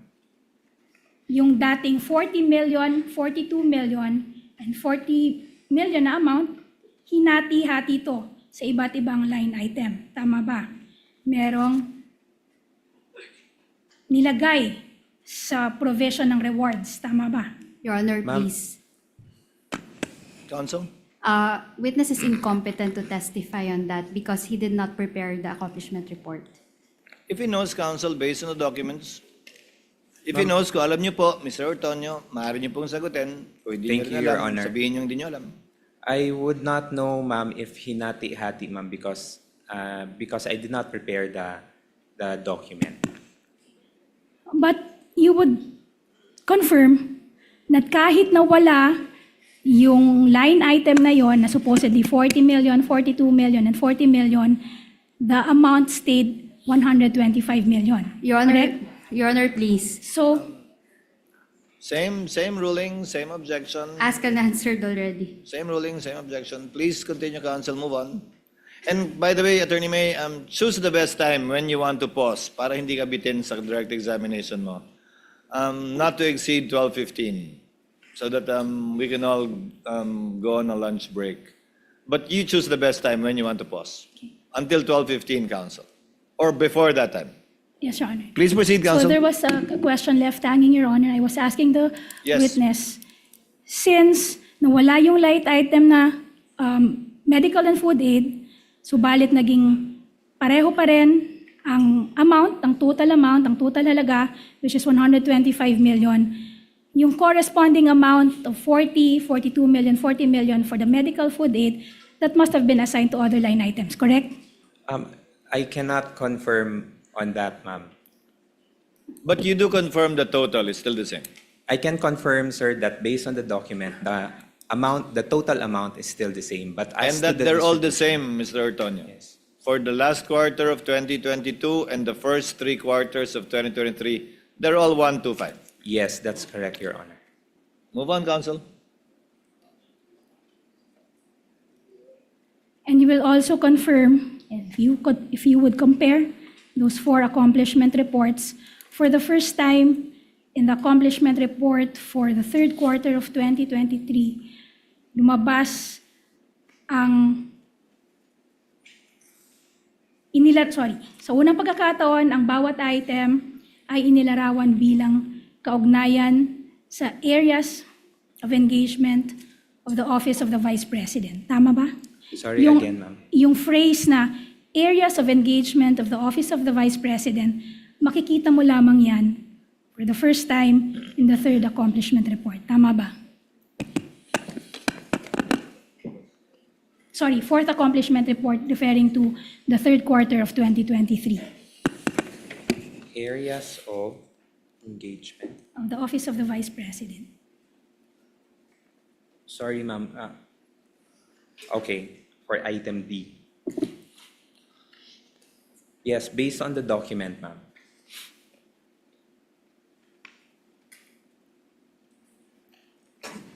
Your Honor, we can rest for now, Your Honor, and have our lunch. It's a break. good point to pause, Counsel, and continue with your direct examination when we reconvene after lunch. Thank you, Your Honor. We shall go on a lunch recess and shall reconvene at 12:45 per the suggestion of the Senate President. We are on recess until 12:45.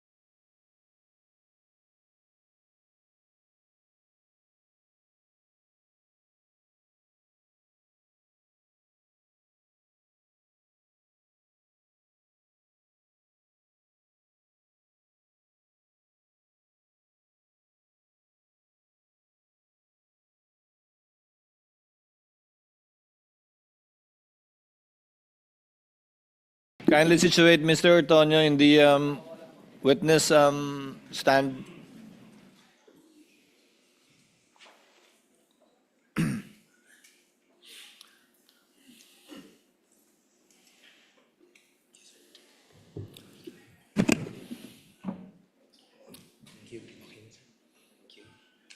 Ginoong Ortonio, patuloy po kayong tetestigo sa ilalim ng parehong sinumpaan ninyo kaninang umaga. Naunawaan niyo po yan? Yes, sir. Yes, Your Honor.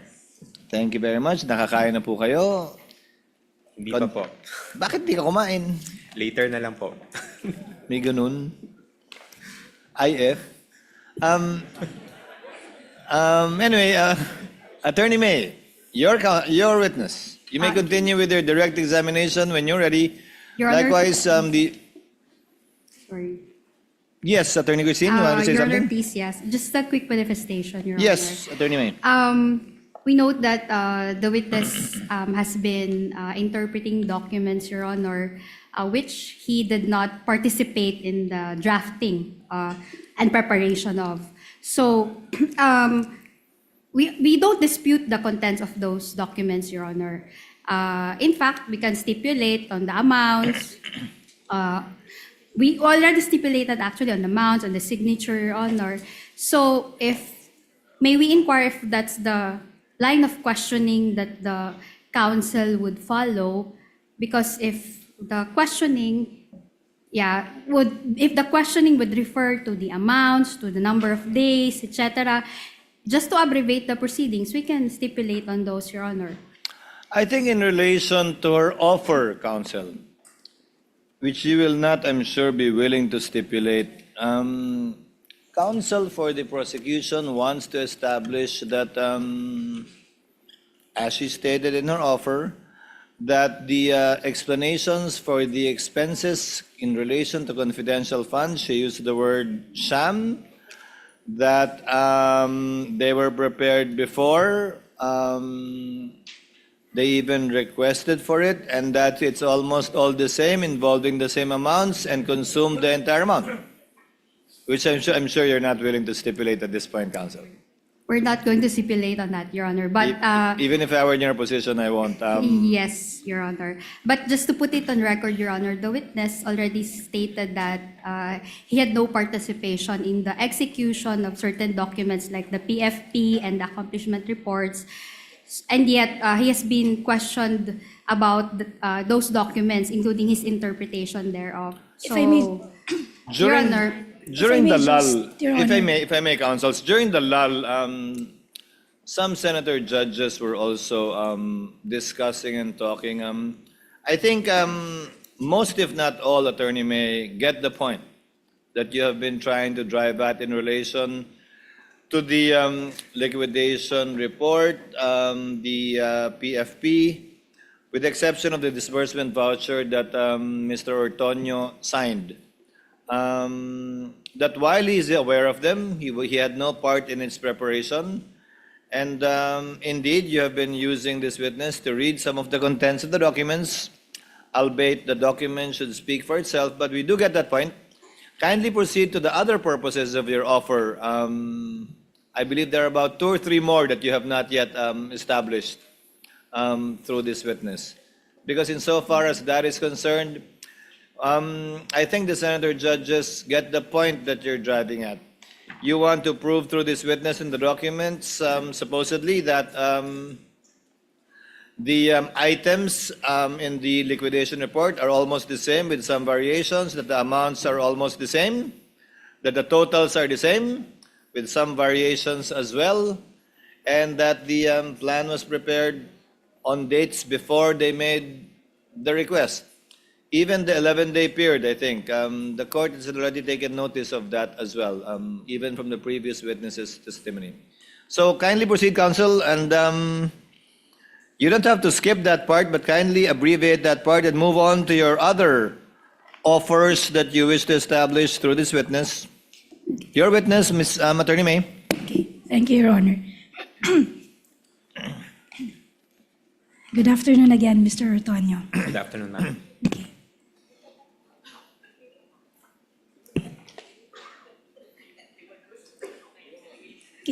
Earlier, you admitted that in 2022, your request for confidential funds was for 250 million, correct? Yes, for 250 million. But eventually, the amount given was only 125 million, correct? Yes. And yet, in the 2022 accomplishment report, what is reported is that there was still 100% implementation of activities. Tama ho ba? If we will be, Your Honor, please. Your Honor, please. I'm sorry, Counsel. Can the witness be shown the document, Your Honor? Yes, Yes, Your Honor. assisting counsels have been given continuing authority to so approach and show the witness the documents in order to confront the witness with the document.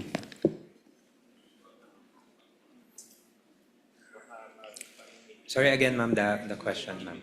You reported in that accomplishment report for 2022, inulat nyo na 100% pa rin ang implementation ng projects. Tama ba? Based on the utilization that was submitted and prepared, ma'am, it indicated 100% implementation. Okay. Ibig sabihin, Mr. Ortonio, tama ba na there was full implementation of the project gamit ang kalahati ng budget na inyong hiningi? Tama ba? Sorry again, ma'am.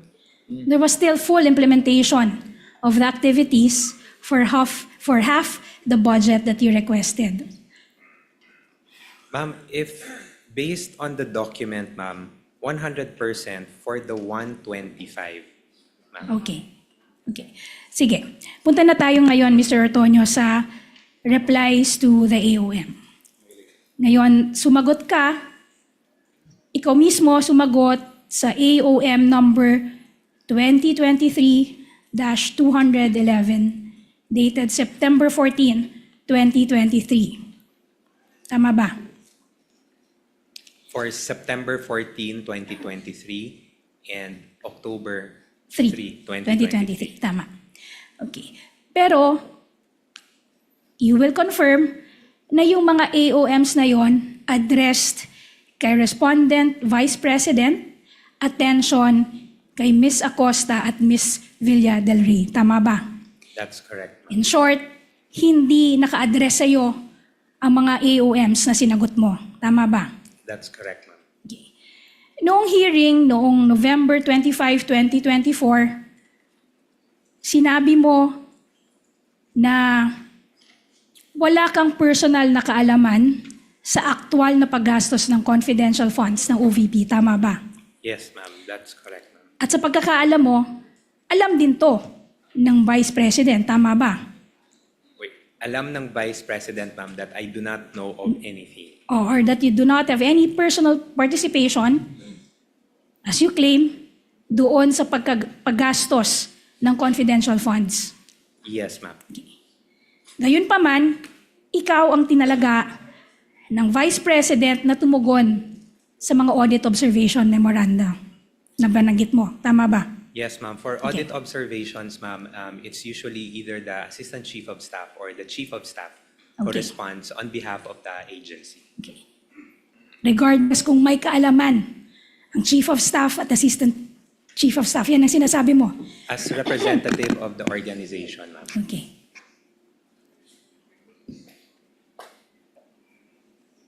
Ngayon, ipapakita sa iyo ang mga sulat ng OVP sa COA na may petsang Oktubre 19, 2023, November 30, 2023, April 19, 2024, August 27, 2024. Ito ang mga naging tugon mo sa lahat ng audit observation memoranda ng Commission on Audit. Tama ba?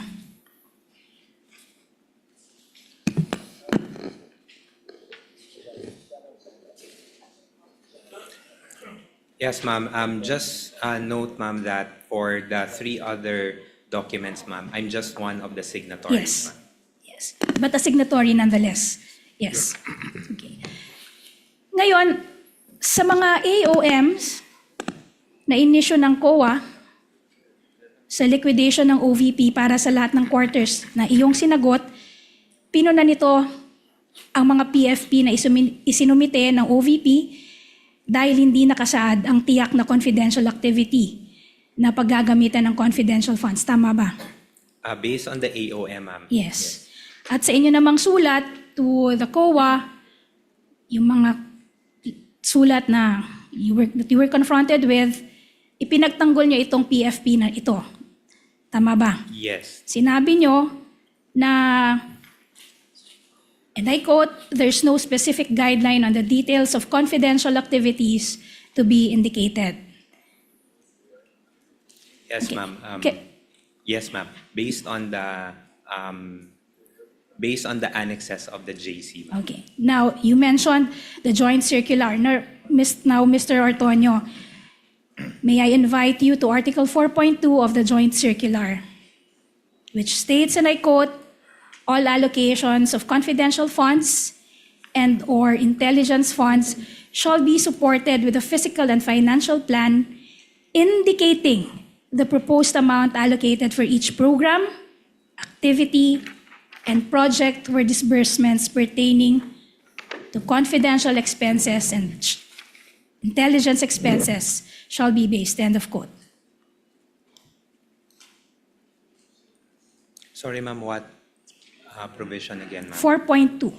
4.2.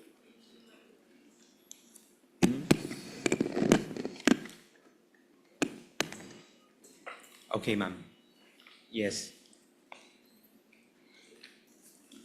At inaamin mo na, tulad ng pag-amin mo kanina, yung mga PFP na ito, na inyong sinumite, tanging ang isinasaad lamang ay yung mga umbrella programs, na good governance program and socio-economic delivery programs. Tama ba? Based on the documents that was prepared, ma'am, it Yes. only indicated the umbrella programs. Okay. Ngunit inamin nyo na rin na ang dalawang ito ay mga pawang umbrella programs lamang at may kanya-kanyang individual programs sa ilalim nito. Tama ba? Ma'am, for the programs, ma'am, that was indicated, I can say, ma'am, that there are specific programs based on the regular funding. But as to the activity... That is not the question, Mr. Ortonio.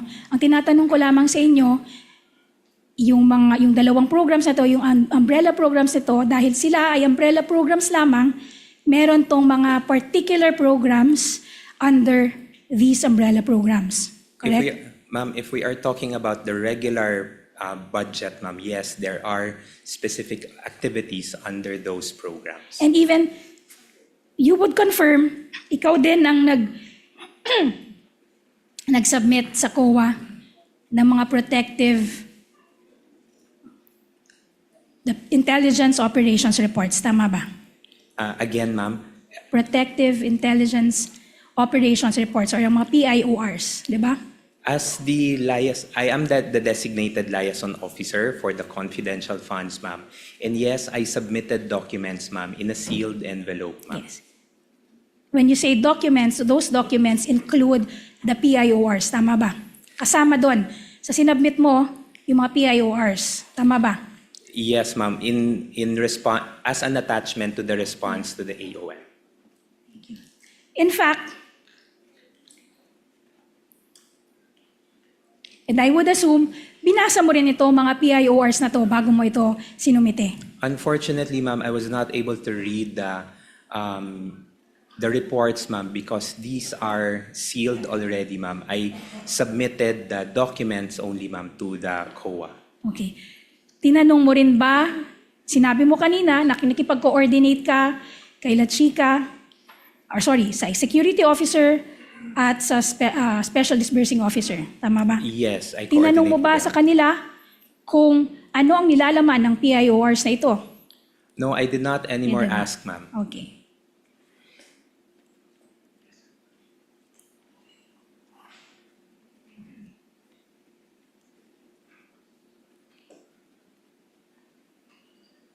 Now, dun sa AOMs din, na iyong sinagot, pinuna din ng Commission on Audit yung line item na medical and food aid. Tama ba? Yes. At Sinabi ng COA sa kanilang audit observation memoranda ng line item na ito ay hindi allowable sa gastusin ng confidential funds sa ilalim ng joint circular. Tama ba?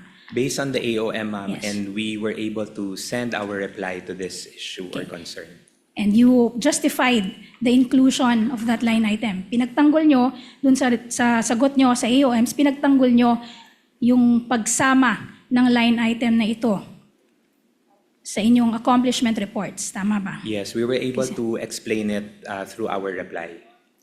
Sinabi ninyo na pinapayagan ito sa ilalim ng 4.8.4 na sumasaklaw sa purchase or rental of supplies, materials, and equipment for confidential operations. Tama ba? Yes.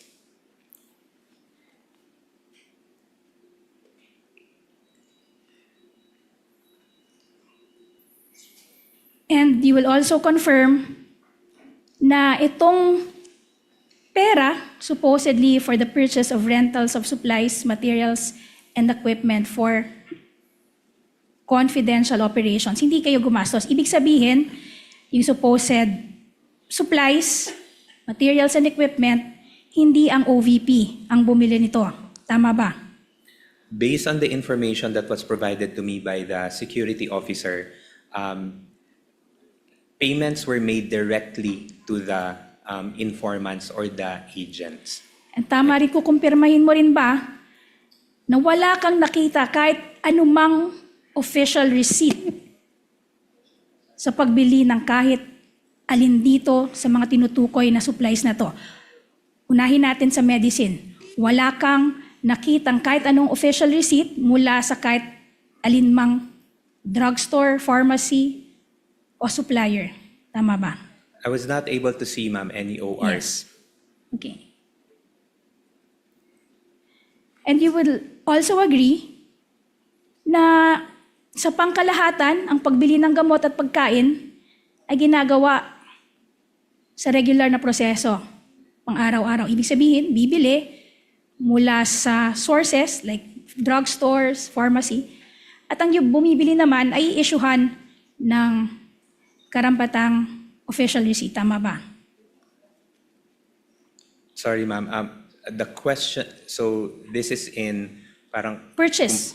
the usual Yes, purchase. the usual Yes, if purchase. it's for the usual purchase, yes, bibili ka and then you are given a receipt.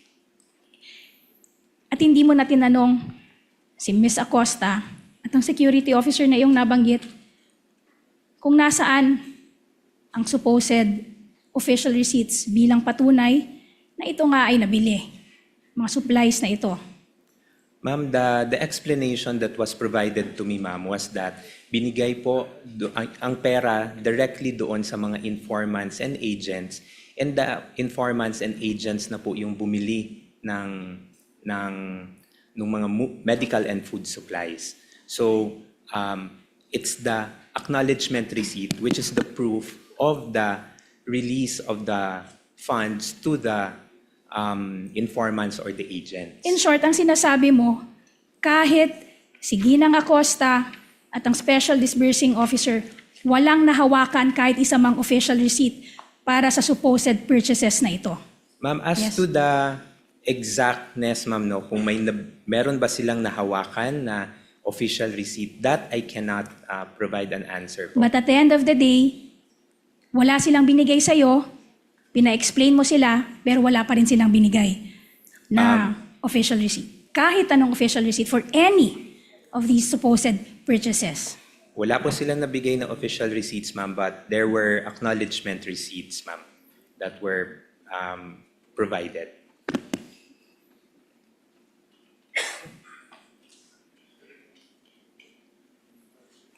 You will also confirm na yung OVP, alinsunod sa mga proyekto nito, ginagawa naman ito na bumili ng mga medisina. Tama ba? Yes, we do Yes. have our funding for Yes. purchase of supplies. In fact, sa item 1, noong sulat dated August 22, 2022, humingi kayo ng 144.72 million in regular funds for the OVP's medical assistance program. Tama ba?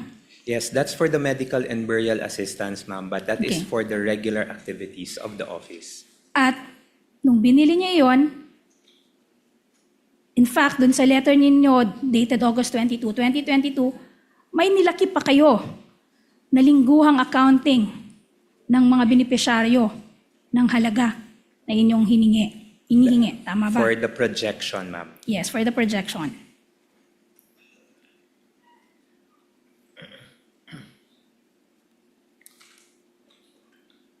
Yung letter nyo din, noong September 19, 2021, kahit yun, may nakalakip na transmittal na the submitted computation in forecasting which says, and I quote, the submitted computation in forecasting the requirement for medical assistance. Tama ba? Yes, ma'am. But again, ma'am, that is for the regular activities of the office, for the medical and burial program. Okay. In short, Mr. Ortonio, maaari sana na ang OVP sa pamamagitan ng SDO ang bumili ng mga gamot at ibigay na lamang ito sa mga umano'y informants. Tama ba? Your Honor, please. Counsel? Speculative, Your Honor. Your Honor, just because the question is premised or couched as an if question doesn't mean it's automatically speculative. It only becomes speculative, Your Honor, if it requires the witness to make a conjecture without reference to any prior admitted facts, Your Honor. Your Here, Honor, if I may, With the permission of counsels, I see your point, Attorney Christine, but Mr. Ortonio, pwede din bang, may binigyan kayo ng medicine, di ba? Sa regular budget ng OVP. Yes po, we do have our medical and burial program, Your At Honor. yung binibigyan nyo ng medicine at burial program, cash out. What we do po at that time is that binibili po namin yung medicine sa partner pharmacies of the Okay. OVP, and then we release it to the clients who approach the office for medical assistance In the form of medicine na. in the form of medicine. So I presume itong binibili nyo gamit yung regular budget, may resibo to. Yes, sir.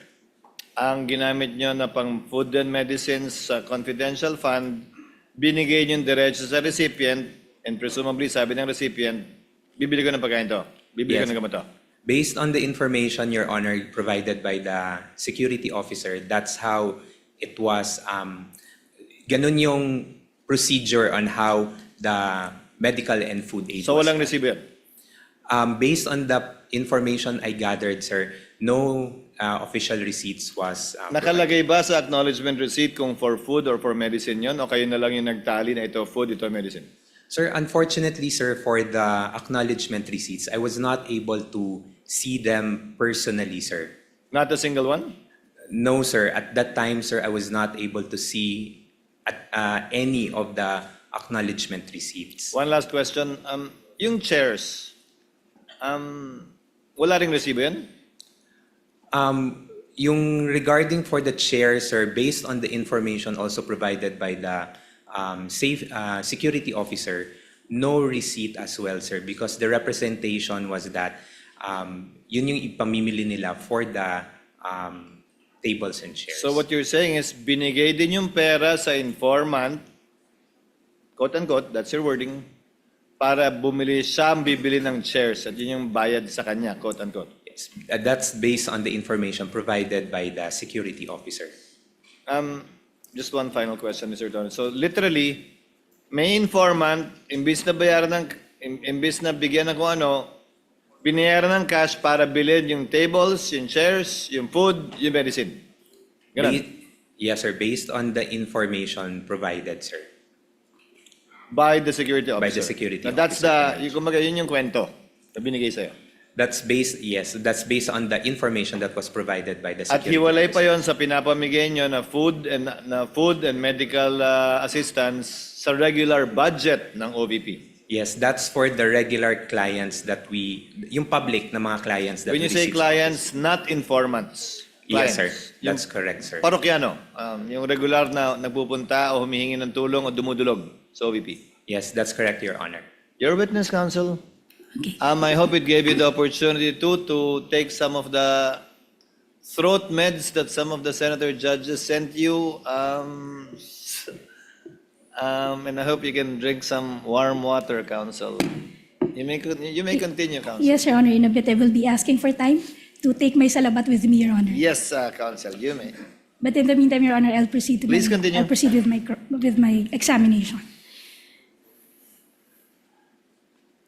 Okay. Going back to the audit observation memoranda na kanina in-identify mo na galing sa COA. Dito sa audit observation memoranda na ito, particularly Prosecution's Exhibit P-I-12-A and P-I-12-B and P-I-12-E. Dito sa tatlong AOMs na to, flinag din ng Commission on Audit or pinuna din ng Commission on Audit yung payment of incentives or traveling sa mga accomplishment reports. Ayon sa COA, hindi rin ito allowable na gastusin ng confidential funds sa ilalim ng Joint Circular. Tama ba? That's what the AOM indicated, and we were able to send a reply as well. And in your reply, you said it is justified under 4.8.2 ng Joint Circular bilang rental of transport vehicle related to confidential activities. Tama ba? That's correct. Yung salitang incentives, you will admit and you will agree na hindi ito mag-a-appear sa Joint Circular. Ito ay sa inyong sariling piniling salita. Tama ba? Sorry again. The word incentive, hindi mo ito makikita sa Joint Circular. In fact, itong salita na to, kayo lang ang gumamit nito. Kumbaga, kayo ang pumili ng salitang ito na ilalagay sa accomplishment report. Based on the JC, that's not included po. Okay. And based on the JC, yung incentives, yung salitang incentives, hindi lumalabas sa kahit anumang enumeration ng item 4.8 ng mga allowable confidential expenses. Tama ba? Based on the JC, no, it does not appear. Ngayon, nang mapuna ito ng COA sa AOM for the third quarter of 2023, saka lamang naging transportation expenses ang mga halaga na supposedly naka-allot for the supposed incentives. Tama ba? Based on the report that was shown to me earlier, yes, but again, I would not have any idea on the preparation of the utilization report. Okay. In fact, sa sagot nyo sa AOM, you invoked 4.8.2, which refers to rental of transport vehicle. At sa inyo namang sagot, sa notice of suspension, ang in-invoke nyo naman, ginamit nyo ang salitang van rentals and tracking services, correct? Yes, that's correct. And what is more, sa sagot nyo sa notice of suspension, you confirmed, and I quote, the OVP did not make any payment for incentives, correct? Based End on of the quote. reply that we provided, yes, we confirmed.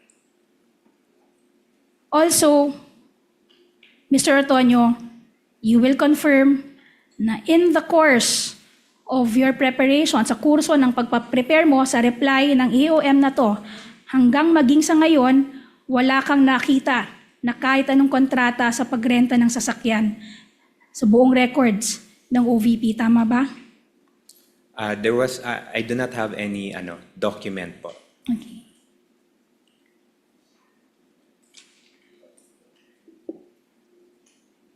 Now, let's go to the certifications dated October 19, 2023, April 19, 2024, and August 27, 2024, which are prosecution's exhibit P-I-12-M, P-I-12-G, and P-I-12-K.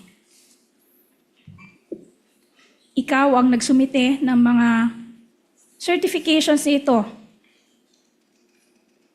sa Commission on Audit, kalakip ng inyong reply sa audit observation memoranda. Yes, this is part of the attachment to the replies. At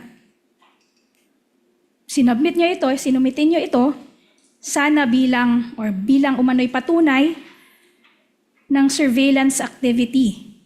Dahil pare-parehong sinasabi ng mga nasabing certification na ito na walang untoward incident na nagawa o naganap sa implementation ng mga proyekto ng OVP at sa mga engagement mismo ng pangalawang Pangulo. Tama ba? Yes po, that's correct. In short, ginagamit nyo ang mga certification na ito bilang patunay na inyong opisina ay nagastos ng 125 million pesos. Sorry. In short, ginagamit nyo ito bilang patunay na ang nagastos na 125 million ay nagresulta na walang untoward incident na nangyari dun sa mga not identified, but supposed confidential project. As provided po by the security officer, this is the document that we attach to the replies. But you will confirm that hindi mandato ng VP you will confirm na mandato talaga ng VP SPG na panatilihin ang seguridad ng Vice Presidente. Tama ba? That's part of the duties and responsibilities of the VP-SPG. Correct. And you will also confirm na beginning October 2022 and during the entire relevant period, the Vice President already had at least 470 protective security personnel or protective agents. Tama ba? As to the exact number, ma'am, of the VP-SPG personnel, I cannot comment, ma'am, but there's a unit that handles the security of the VP, which is the VP-SPG. Let me refresh your memory, Mr. Ortonio. We will be showing you your letter to the DBM dated October 11, 2022, which is Prosecution's Exhibit P-I-4-D.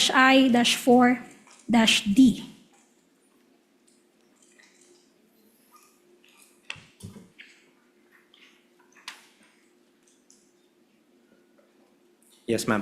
Diyan sa letter na yan, humihingi kayo ng addition o ng augmentation para sa special duty allowance ng VP SPG dahil tumaas ang bilang ng security officers and security or protective agents ng Vice President. Tama ba? Yes. Sinabi mo rin dyan sa letter na yan na as of October 10, 2022, the total count per roster of troops is 473. Yes, ma'am. I mentioned, ma'am, na... Yes. I cannot- Thank you, Mr. Ortonio. I'm satisfied with your answer.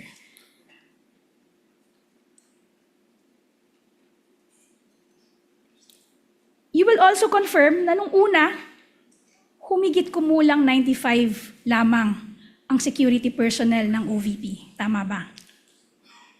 Kaya nga kayo humingi ng augmentation for special duty allowance dahil biglang nag-increase ito by almost 4 folds. Ma'am, Tama? Ma'am, I can only answer for the security deployment during the term of VP Sara, ma'am. Correct.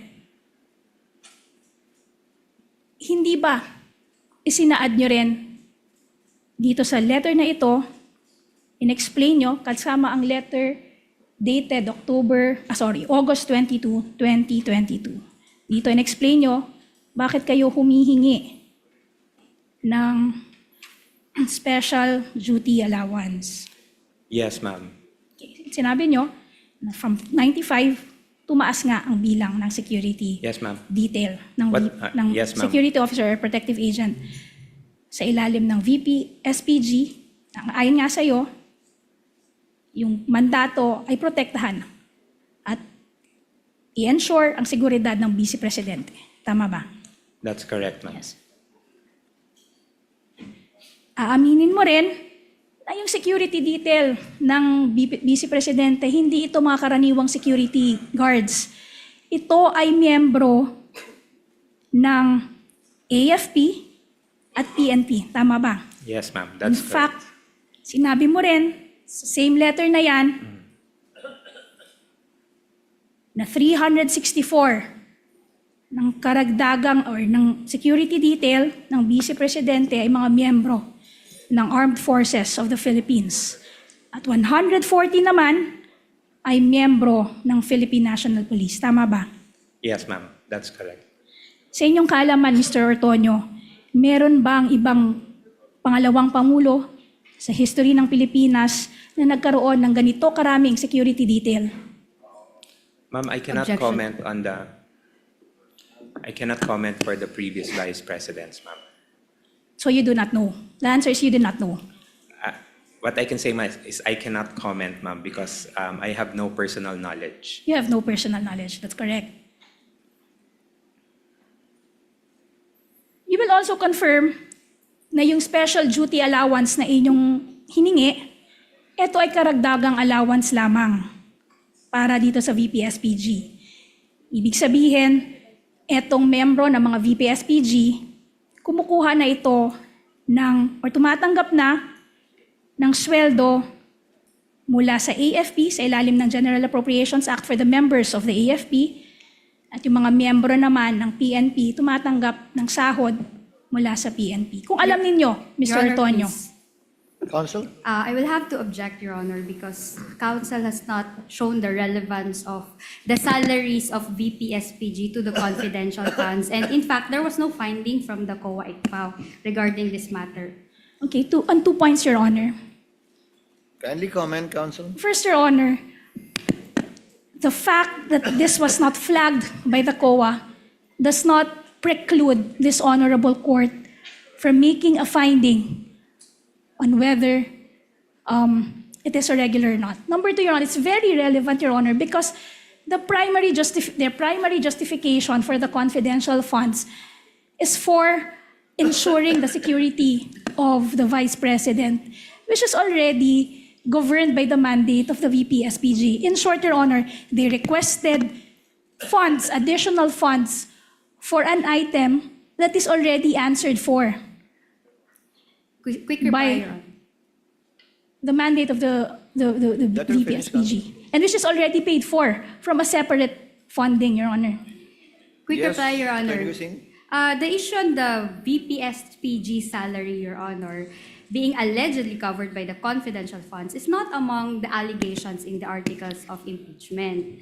Neither was this matter alleged in the impeachment complaints. Number two, the impeachment court only relies on the findings of the COA, Your Honor. That's the reason why the COA was placed on the witness stand and testify on its matters, Your Honor. With all due respect, the matter of determining whether the salaries were indeed covered by the confidential funds is a matter outside the powers of the impeachment court to determine, Your Honor. Your Honor, if I may just reply, just to set the record straight, Your Honor, because the Brief prosecution reply, never... Counsel, before the Chair makes a ruling.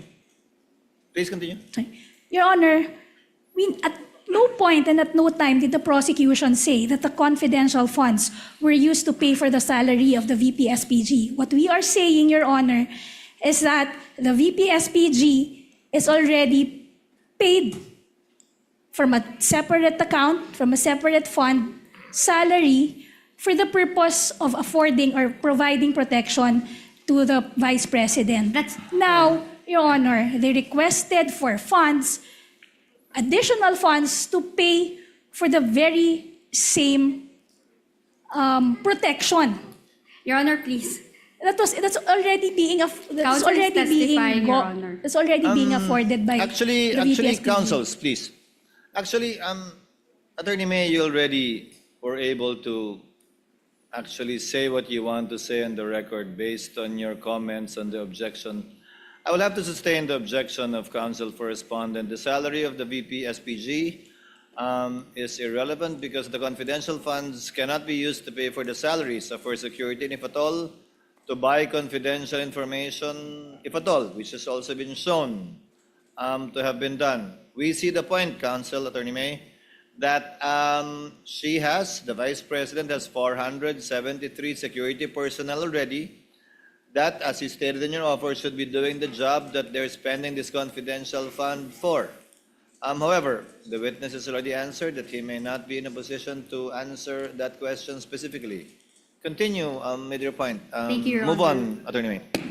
Mr. Antonio, you will also confirm na sa inyong sulat na may petsang August 22, 2022, sinabi nyo na as early as July 1, 2022, 7 OVP satellite office na ang naitatag ng Office of the Vice President. Ito yung mga satellite offices sa Bacolod, Cebu, Dagupan, Davao, Surigao, Tacloban, at Zamboanga. Tama ba?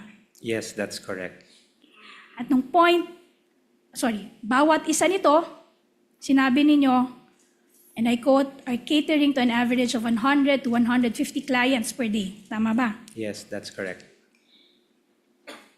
You will also agree na walang naiulat na untoward incident sa rollout ng mga satellite offices na yon bago ang December 21, 2022. Tama ba? In terms of the operations within the satellite office, no untoward incidents. Okay. And you will confirm that during the rollout of the satellite offices, wala pang confidential funds ang Office of the Vice President. Tama ba? During this time, ma'am. Wala During pa. this time. Okay.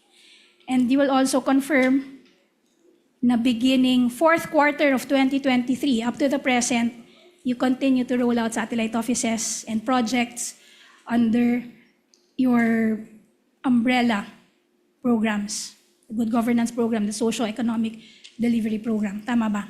Yes. And up to this time, wala ding naiuulat na untoward incident sa mga rollout ng mga proyektong ito. Tama ba?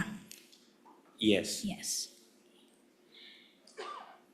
Now, etong certification, which is prosecution's evidence, P-I-12-M, nakasulat dito na this, and I quote, this certification is being issued upon the request of the Office of the Vice President for whatever legal purpose it may serve. End of quote. Tama ba? Yes, ma'am, Yes. based on the document. Based on the document. Kung gayon, hindi ito record na iniingatan sa karaniwang takbo ng gawain ng Office of the Vice President. In short, this is not a record kept in the ordinary business of the Office of the Vice President. Yes? Yes, I would say so. Yes. The certification was only produced upon request. Tama ba? Based on that Ma'am, document. for this specific document, ma'am, I cannot say that it is upon request, ma'am. I cannot, based on my understanding, Even I if cannot it's- assume. Even if it is expressly stated in this document that this certification is being issued upon the request of the Office of the Vice President, hindi mo rin masasabi na issued to upon the request. Asked and answered, Your Honor. No, Your Honor, that's just a follow-up, Your Honor. Witness will answer. I cannot automatically assume, ma'am, na it is made because through a request, just merely because of a statement that indicates na based on a request. Okay, so ibig sabihin mo, maaring nagkamali lang yung explicit statement Your na to. Honor, please. No. Your Honor. What's the basis of the Misleading, objection? Your Honor. Maaaring nagkamali lang. How is it misleading? Or Your Honor? argumentative? Argumentative. Or argumentative, sustained. Okay. That's the witness answer, counsel. However unacceptable it may, or unacceptable it may be. Also, in those 4 certifications that you were earlier confronted with, wala ring nakasulat na amount, wala ring nakasulat na pangalan na pinagbigyan ng confidential funds, walang sinasabi kung saan ginastos basically yung confidential funds na pinapatunguhan dyan sa 4 na certifications na yan. Tama ba? Based on the document, ma'am, no, it does not indicate. Okay.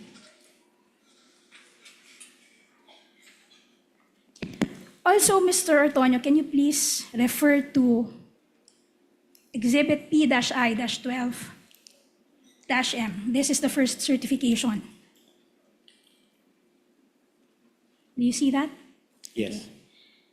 You will confirm na yung period na sakop ng certification na yan ay December 20 to December 31. Tama ba? Based on the document, ma'am, yes, it indicates 20 to 31. Pero ang mismong liquidation, kung saan nyo inilakip yung certification na yan, ang period na sakop ay December 21 hanggang December 31 lamang. 31. Tama. Yes, based on the documents that were submitted. So in short, may 1 day na covered ng certification na hindi covered ng liquidation. Tama ba? If you will base it, ma'am, based on my understanding, if you will base it on the liquidation report, merong isang araw. Merong isang araw. Thank you.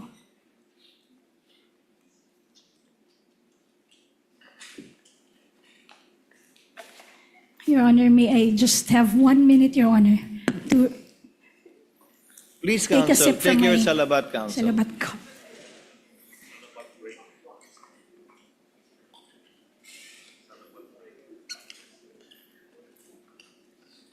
You may also do the same, Mr. Ortonio. Thank you, sir.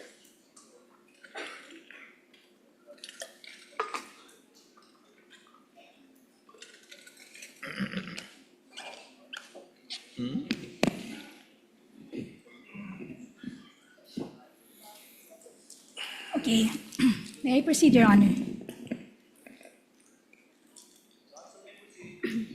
Okay, Mr. Ortonio, balikan natin yung sulat ninyo dated November 30, 2023. Which is Prosecution's Exhibit P-I-12-D.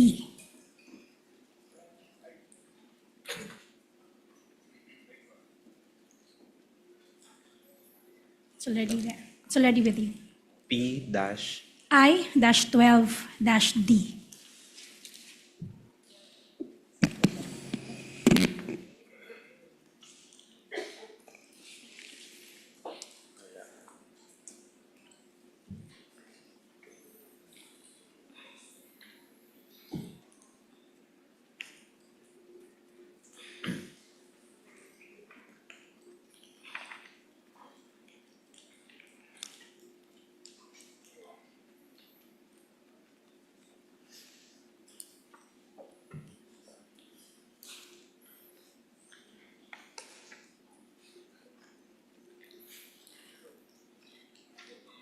Yes, ma'am. Diyan sa same letter na yan, sinabi nyo, and I quote, the OVP identified, okay. Sa letter na yan, sinikap nyong ipaliwanag ang pangangailangan nyo for confidential funds. Sinabi ninyo, and I quote, the OVP identified the need for the conduct of surveillance activities to enable to craft narrowly targeted and responsive programs that would ensure peace and order and prevent criminal activities, particularly those of organized criminal groups and communist insurgents. End of quote. Ngunit, you will confirm sa parehong sulat ninyo dated August 22, 2022, inamin nyo na nga na noong July 1 pa lamang, bago pa humiling ang OVP ng confidential funds, natukoy na ng OVP, in that same letter, I'm referring to that same letter. In that same letter, inamin nyo na as early as July 1, 2022, bago pa humiling ang OVP ng confidential funds, natukoy na ng OVP ang mga programa at aktibidad na nakatuon sa poverty alleviation, magabanta sa kapayapaan at kaayusan, at pagsulong ng kaunlarang pang-ekonomiya. Tama ba? Yes, that's indicated in the letter. Dagdag nyo pa, bilang katwiran, I quote, it was necessary to conduct surveillance activities to determine where best to implement its programs to maximize their impact and reach the isolated, underserved, and unserved areas. As such, in August 2022, the OVP submitted a request through the DBM for confidential fund budget for surveillance activities which are intended to support the mandate and operations of the OVP. End of quote. Tama ba? Yes, that's correct, ma'am. Subalit, yung sa balik tayo sa letter nyo dated August 22, 2022, which is Prosecution's Exhibit P-I-4-A, you will confirm na dun sa paliwanag nyo, sa paghingi nyo ng confidential funds, nowhere there, o wala kahit saan man dyan, lumalabas ang salitang surveillance. Tama ba?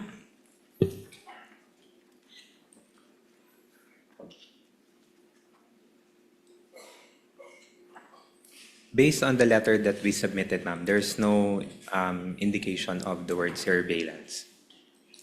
Dahil nga, ang purpose na sinabi ninyo ay, and I quote, for in consideration of the safe implementation of the various projects and activities under the Good Governance Program and the conduct of official engagements and functional representation. Diyan sa same letter na yan, hindi rin sinabi na gagamitin ng confidential funds para sa identification of areas for program implementation. Tama ba? It is not specifically stated, ma'am, in the letter, ma'am. Although in the letter, ma'am, there's already in consideration for the safe implementation of various projects and activities Yes. under the good governance. Pero hindi sinabi dito na the confidential funds will specifically be used for identification of areas for program implementation. Based on the letter request, ma'am, there's no specific explanation, ma'am. And the explanation given was in fact for the safe implementation of OVP initiatives and confidence building. Yes, Tama ba? based on the letter request, ma'am, that's the wordings that were indicated. And also, if you will refer to the fiscal and financial plan that you subsequently submitted to the DBM, sinabi nyo pa, nilagay nyo, sinaad nyo sa physical target, number of identified areas with surveillance conducted and monitored. Hindi ba?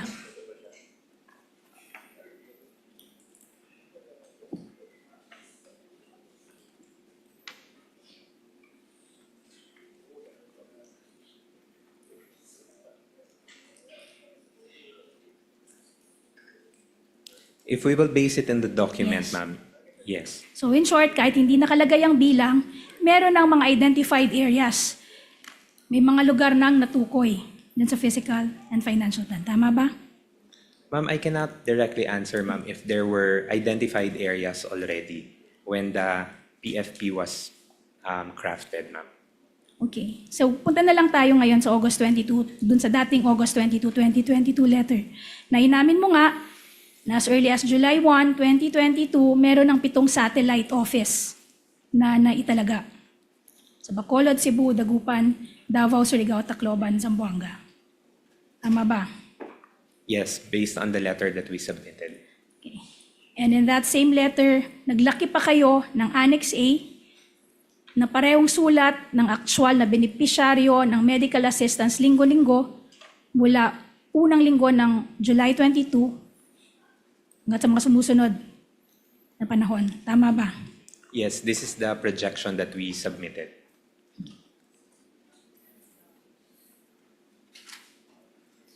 At nakalimbag din sa item 3 ng same letter na yan na 3 pang karagdagang satellite office ang augmentation ng libreng sakay, 2 OVP food truck at Peace 911 sa Marawi. Tama ba? Yes, that's indicated in item number 3 for the additional positions. Okay, so even before the confidential funds were released or bago pa mailabas ang confidential funds, meron na kayong mga na-identify na paglalagyan ng mga satellite offices. Tama ba? Yes, there were plans already And pagro-rolloutan ng mga programa ng OVP. for Tama ba? activities. Diyan sa November 30, 2023 letter din ninyo, sinabi nyo, and I quote, "The OVP opened exploratory talks on the surveillance activities to be conducted and identified information agents to be engaged. The OVP built its information database and established a network of information agents. As such, when the requested confidential funds was released on December 13, 2022 through SARO BMB-C-22-001-2004, the OVP was able to finalize definitive agreements and obligations based on the plan. End of quote. Inilarawan ninyo sa sulat na yan ng exploratory talks, tama ba?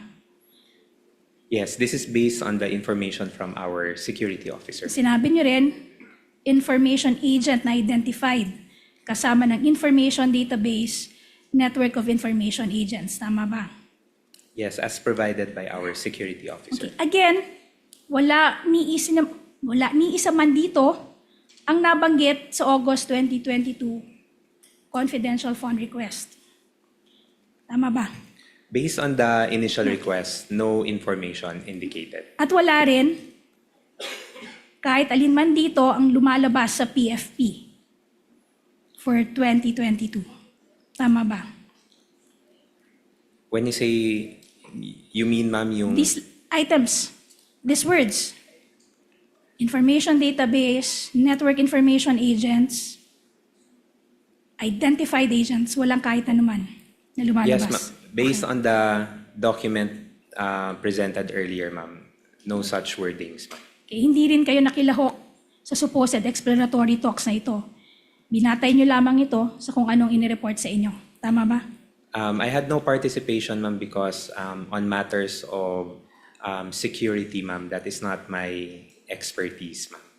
So this is from our security officer. Okay. In that same letter, as I've mentioned and as I've read, binanggit nyo rin finalized definitive agreements. Yes.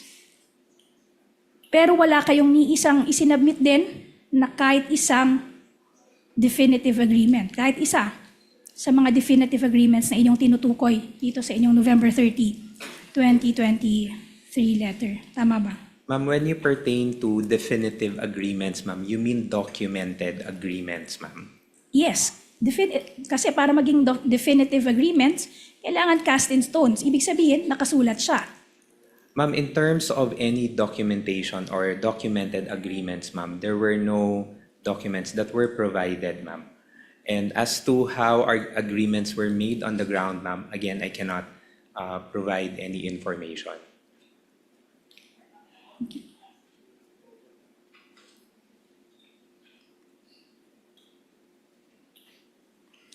You will confirm that from the time the SARO was released on December 13 to the drawdown of the check noong December 20, 2022, itong araw lamang ang naglapse.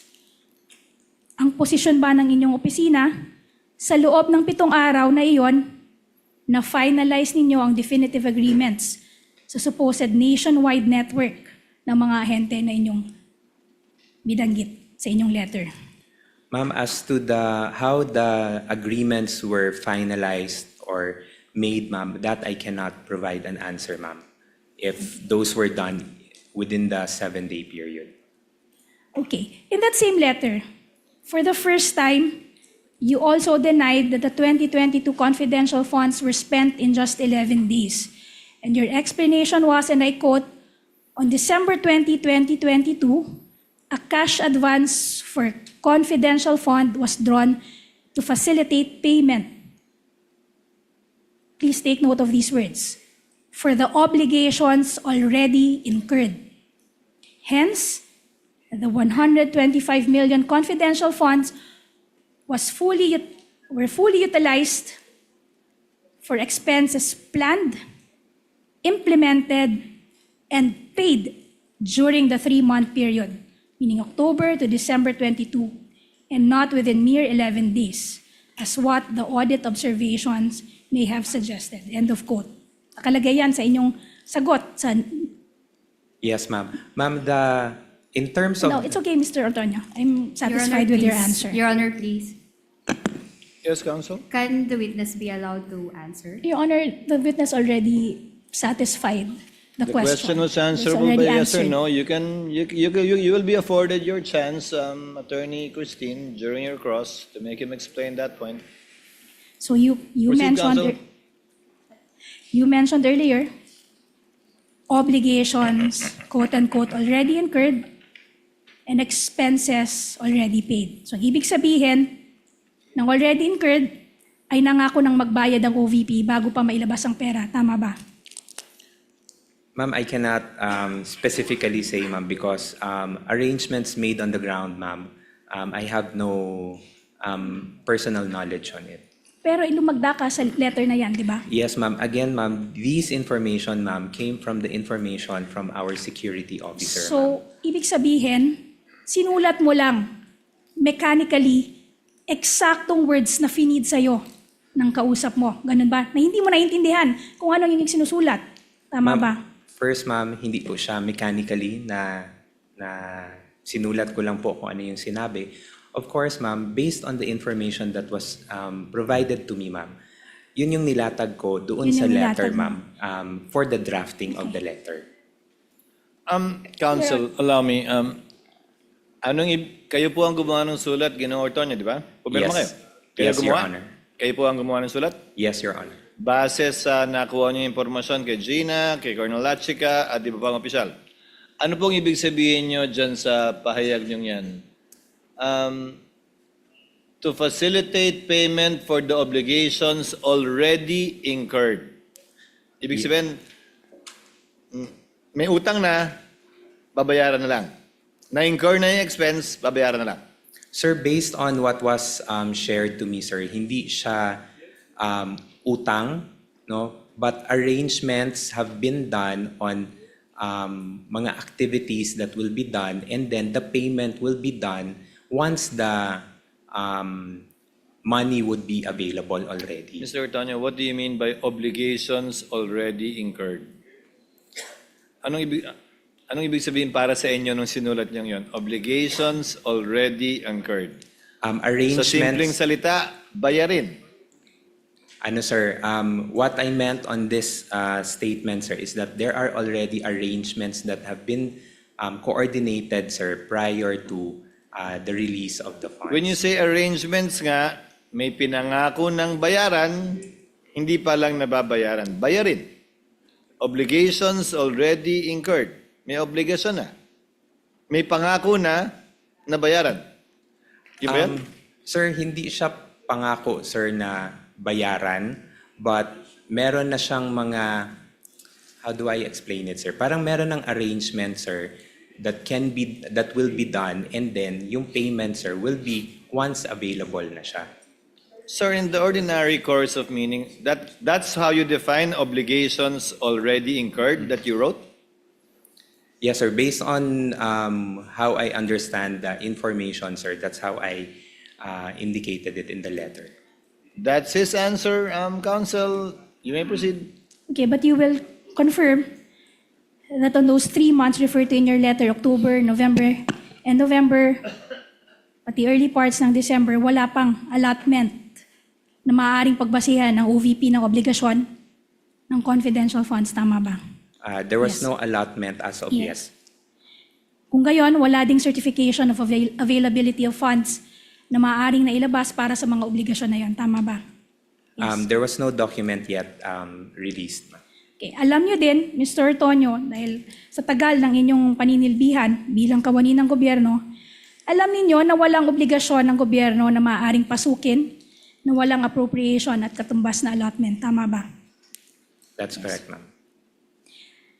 At alam din ninyo, base doon sa joint circular na iyong paulit-ulit na sinite sa mga letters ninyo, alam ninyo na ang cash advance ay dapat mauna sa gastos.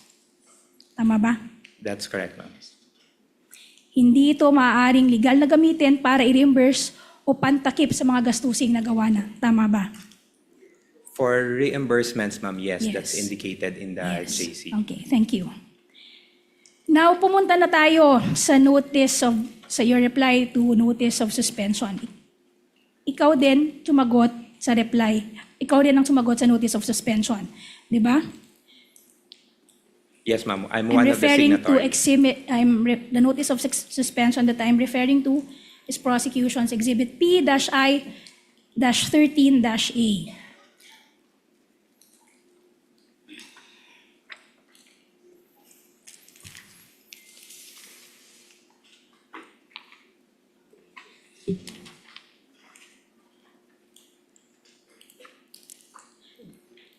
Dito sa notice of suspension na to, pinuna ng COA, and I quote, "There is discrepancy in the total amount of expenses based on the submitted accomplishment report as against the DEPs." Ibig sabihin ng COA, hindi nagtutugma ang total amount ng expenses sa accomplishment report at sa DEPs na sinubmit ng inyong opisina. Tama ba? Yes, ma'am. That's correct. Ayon sa COA, ipinakita ng accomplishment report na iyong sinumite na ginamit ang confidential fund sa mga gastusing may kabuuhan ng 125 million pesos. Pero pagdating sa DEPs, nang itotal na ito, ang gastusing actual na naganap ay may kabuuhang 125,150,000 pesos. Tama ba? Yes po, that's correct. In short, may pagkakaibang 150,000. Yes. At nung sumagot kayo, dyan sa notice of suspension na yan, I'm referring to your letter dated March 13, 2024, which is prosecution's exhibit P-I-13-A. Sa sagot ninyo, ang paliwanag ninyo ay yung mga resibo, I quote, may have been inadvertently mixed. Tama ba? Yan yung paliwanag nyo dun sa 150,000 pesos.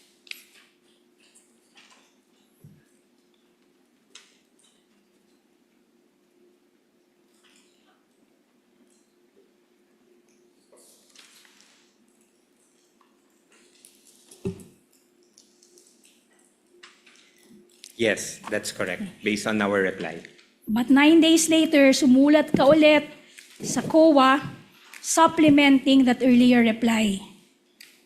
Your supplemental reply is dated March 22, 2024, which is prosecution exhibit P-I-13-B. Now, dyan sa supplemental reply, ipinaliwanag niyong muli yung discrepancy ng 150,000. Ngayon, ang paliwanag ninyo, I quote, "The reconciliation shows that an amount of 50 pesos under payment of reward and an amount of 100,000 pesos under purchase of supplies were provided by Assistant Secretary Lemuel G. Ortonio out of his personal funds." Tama ba?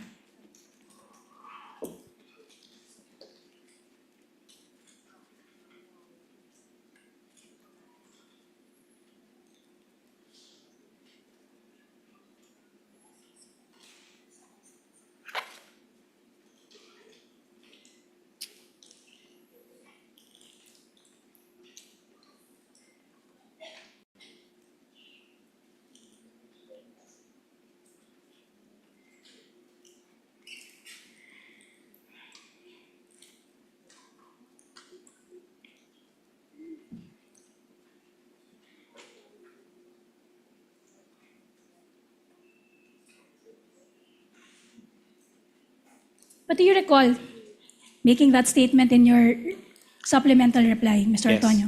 Based on Yes. the Yes. information also flashed on the screen. Yes. Sa'yo galing yung 100. Ikaw yung Lemuel G. Ortonio, Assistant Secretary na pinapatunguhan. I mean, nire-refer dito sa sulat na ito. Tama ba? That's correct po. So alam mo rin, dahil ikaw ang nag-abot ng pera, alam mo rin kung kailan siya inabot. Kung kailan siya binigay. Tama ba? Yes?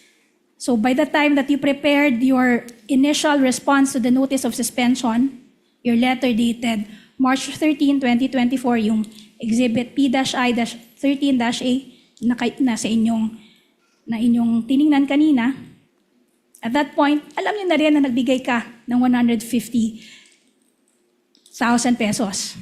Tama ba?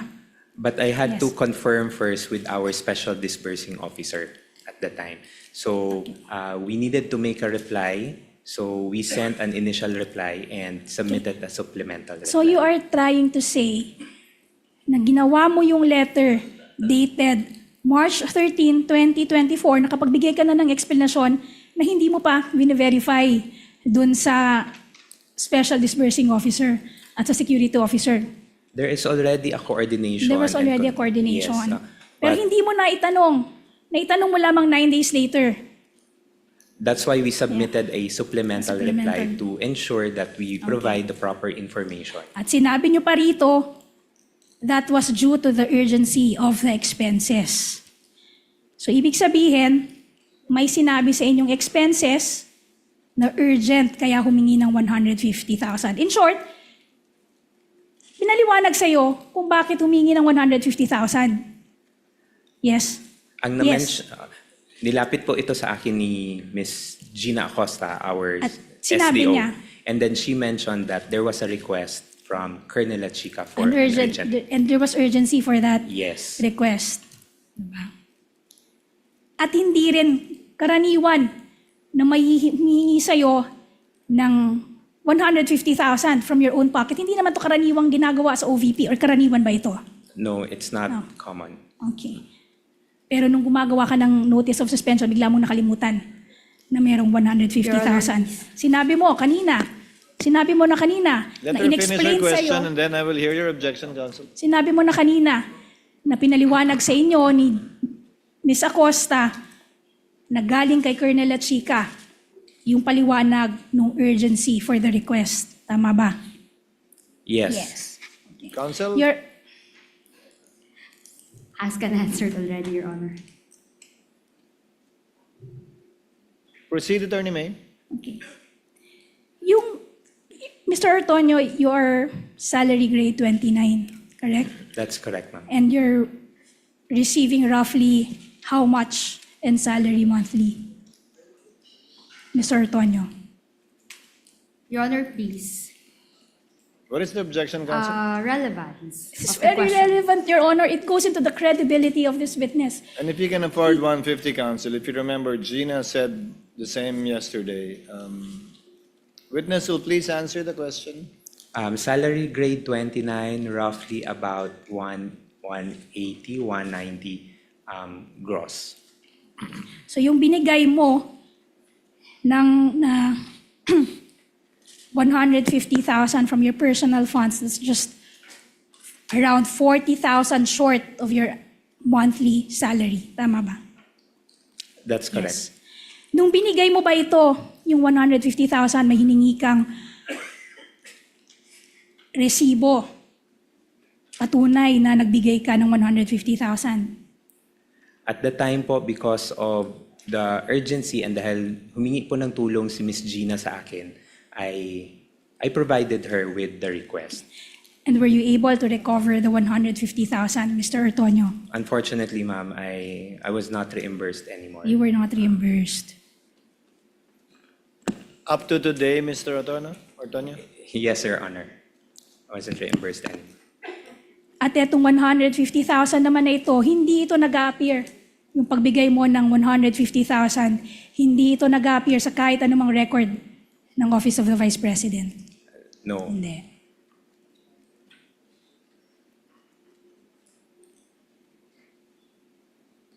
Now, pumunta na tayo sa purchase of supplies.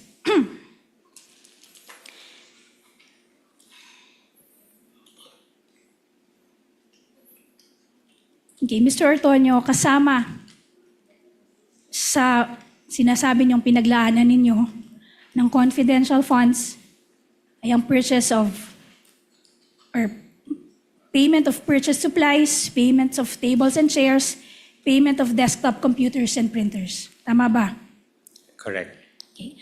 Ang mga desktop computer, printer, mesa at upuan ay mga bagay na hindi nauubos or tinatawag na non-consumable. Tama ba? Yes. Again, more than or almost 2 decades na kayo naglilingkod sa gobyerno. In fact, naglingkod din kayo bilang pinuno ng Human Resource Management Office nito. Alam niyo, Mr. Ortonio, ng ari-ariang binili ng pondo ng bayan or pera ng bayan ay pag-aari ng gobyerno. Tama ba? Yes, I would Yes. say so.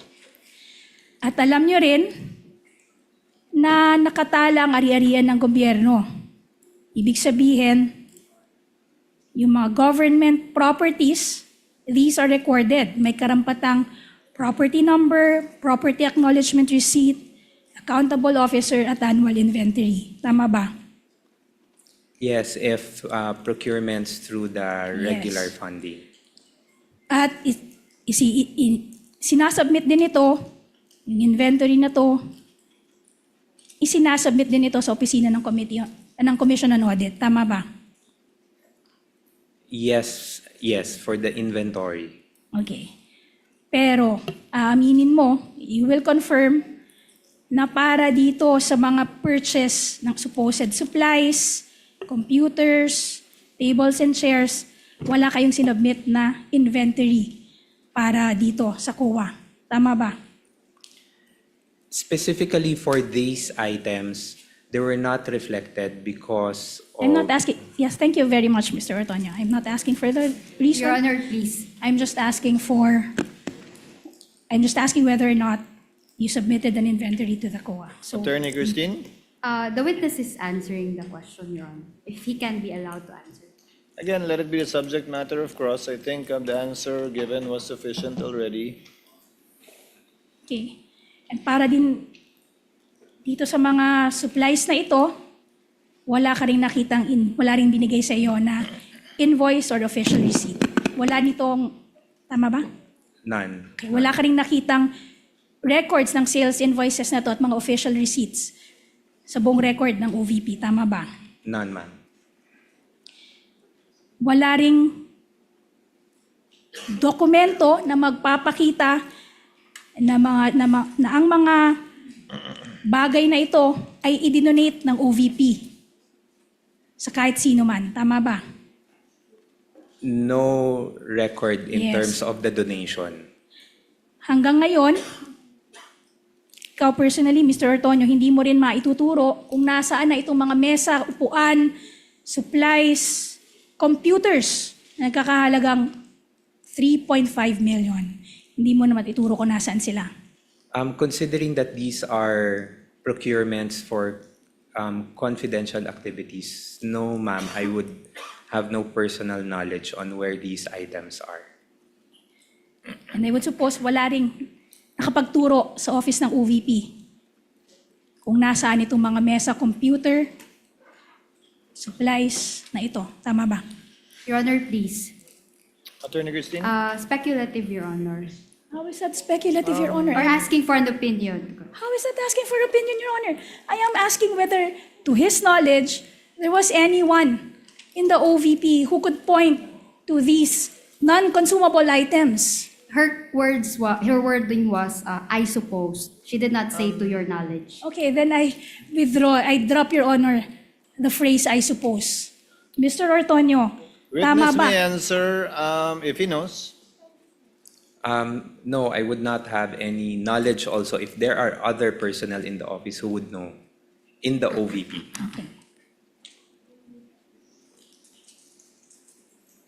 Conversely, hindi mo rin masasabi kung merong nakakaalam, kung talagang nag-i-exist itong mga mesa, tables and chairs, computers at supplies. Your Honor, please. Already asked and answered and repetitive. Move on, counsel. Okay. Earlier,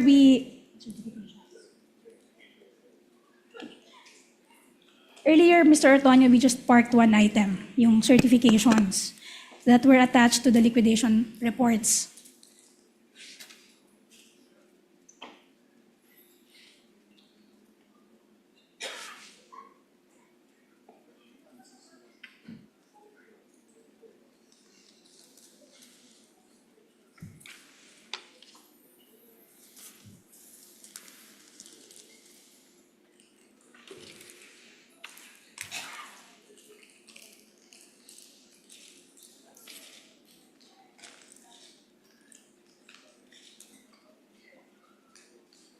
you will confirm, Mr. Ortonio, that Vice President herself signed all those certifications.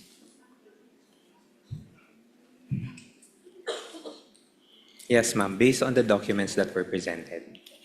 By the way, Mr. Ortonio, earlier you mentioned that you submitted PIORs. Did you ask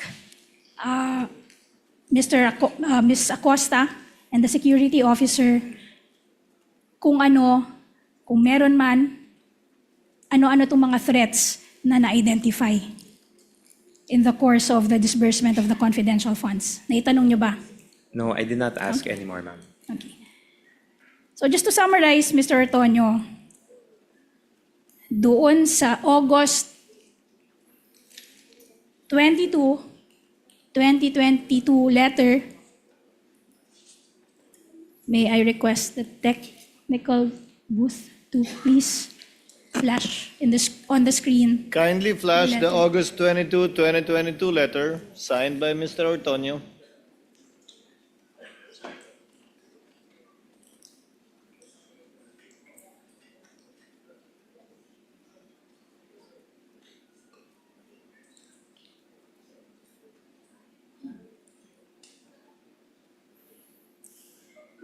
Just to summarize, in that letter, ang pinigay niyong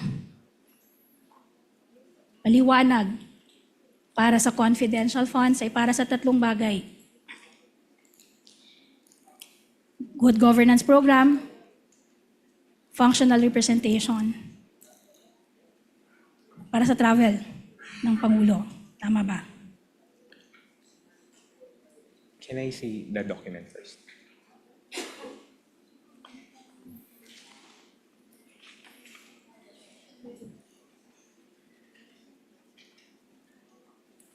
Ma'am, I'll confirm on the good governance, but on what we indicated, ma'am, is on the conduct of official engagements Official and engagement. functional representation So in domestic and in international and domestic events. So 3 items, 3 projects, or 3 items. You have governance, good governance program, you have official engagements, and functional representation. Tama ba? That's basically 2, ma'am. That's the implementation for good governance program and conduct of official engagements and functional Okay. representation. Thank you, Mr. Ortonio. I stand corrected on that. So those 2 items. Pagdating sa PFP, ang justification for the 2022 PFP and justification was good governance program. Tama ba?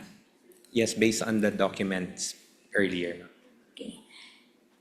Sa 2023 naman, socio-economic delivery program. Asked and answered, Your Honor, earlier. I'm sorry, Counsel. What was the question, Attorney May? For this 2023 certification, Your Honor, the justification was socio-economic delivery program. Asked and answered. On the assumption that she's winding up, Attorney Christine, because she said Yes, Your she's Honor. summarizing the points that were the points that the witness had already answered to. I will allow it. Witness may answer. Yes, Mr. Ortonio, do you want the question repeated? Yes, kindly repeat the question, ma'am. For the 2023, ang paliwanag niyo para sa confidential funds ay dahil gagamitin ito sa socio-economic delivery program. Tama ba? Yes, as indicated in the document earlier. Okay. At sa mga certifications naman na isinumitin ninyo in response to the AOM, sinabi dito na ginamit ang confidential funds para sa surveillance to ensure that no untoward incident will happen. Tama ba? Yes, based on the document Based on earlier, the ma'am. document. At para naman sa sagot nyo sa AOM, pati sa NS, ang sinabi naman ninyo, gagamitin ang confidential funds para sa surveillance activity that would help you determine and identify areas kung saan i-roll out yung mga proyekto ninyo. Tama ba? That's one of the That's one of the justifications that we indicated. yes, which never appeared in the prior documents. Tama ba? Yes. Yes. So in short, nagbigay kayo ng 4 na bersyon, 4 na rason para sa isang pondo. Tama ba? Your Honor, please. I was expecting something, Attorney Christine. Yes. Yeah, it's misleading, Your Honor. 4 na version and conclusion of fact. Your Honor, if I may, Your Honor. I'll allow it, Attorney Christine. Thank you.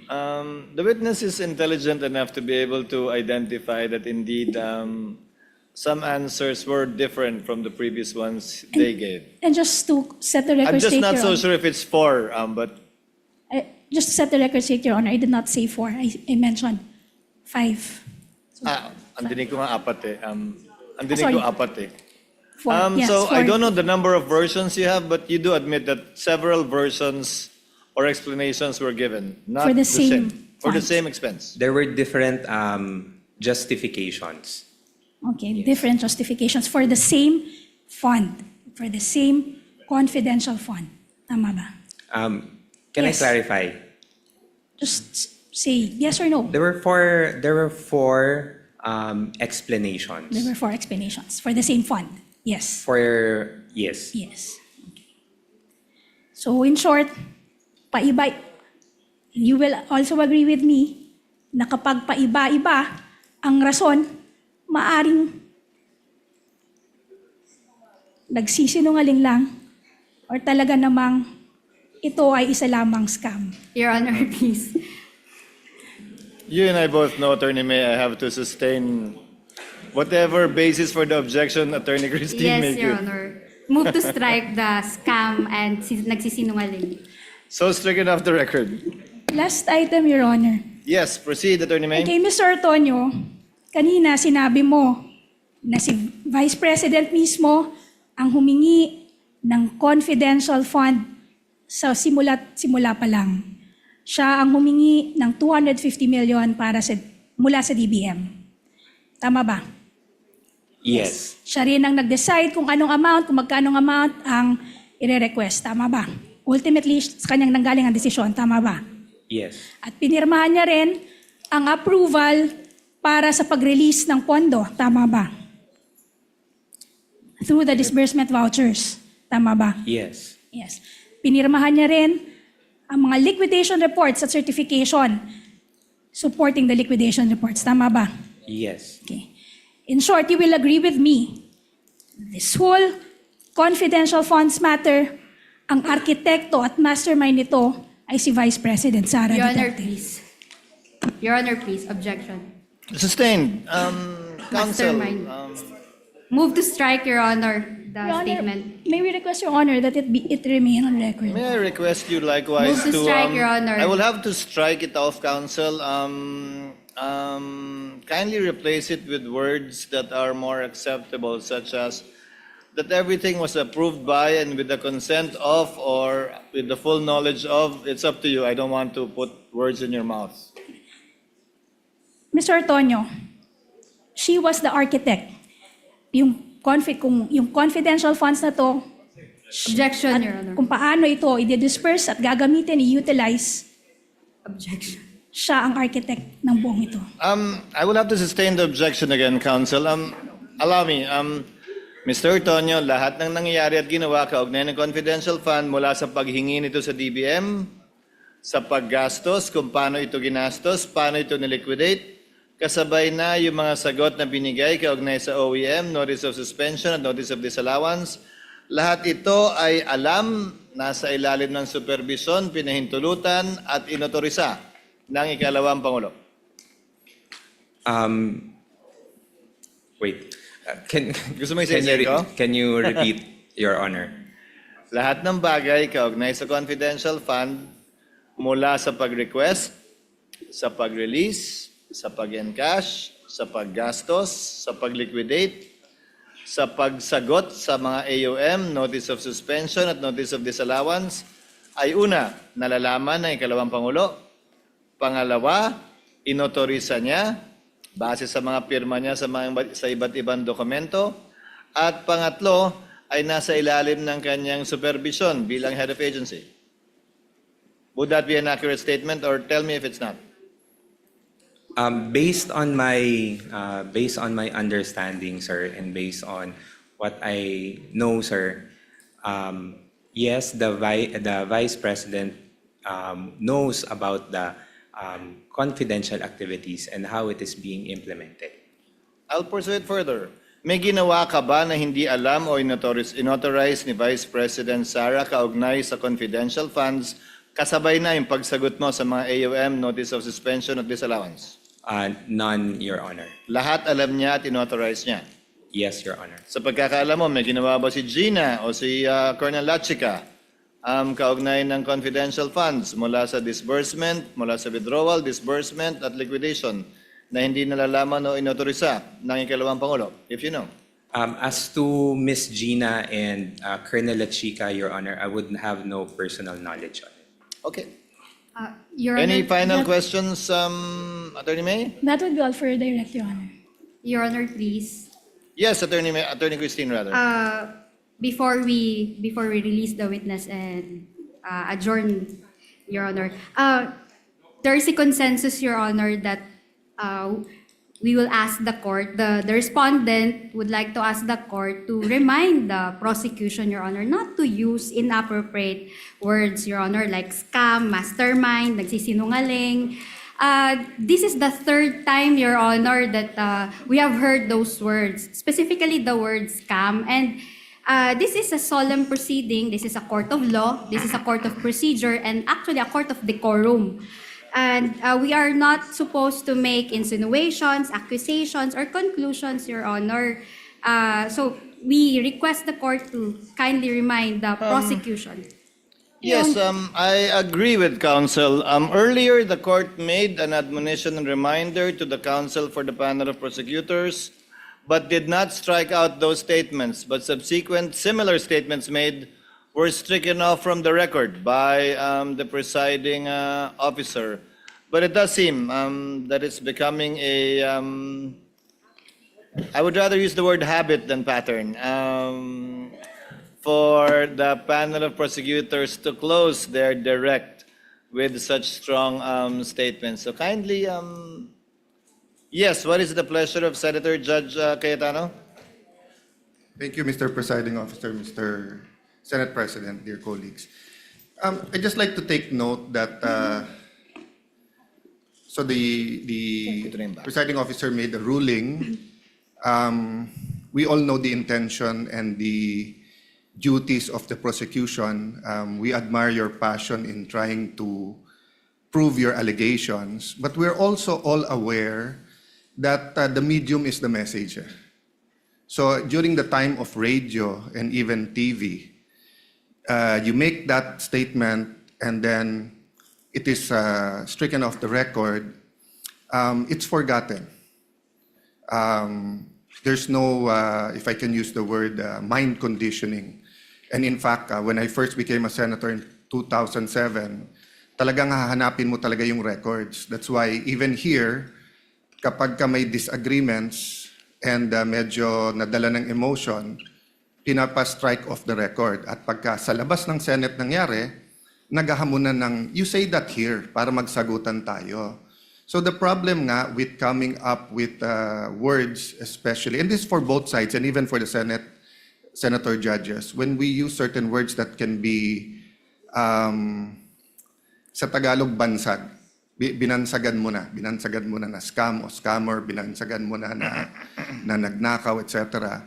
So personally, I don't mind if you use words that is already in your pleadings or in your articles of impeachment. But of course, it still should come from the witness unless you can frame it in a way that it's not only the dignity of the court. I'm just saying, let's all be aware that when we say it, even if we say withdrawn or even, both sides, kahit sabihin mong withdrawn na to, kahit sabihin mong nice try, etc. We know that that's for the cameras, not just for the court. Diba? Kasi kaming 24, whether we watch it here, we watch it in our cell phone, we watch it inside, kami magde-decide. But we all know we're also trying to convince you, not we, the prosecution and defense is trying to convince the public that either the Vice President or her office or whoever is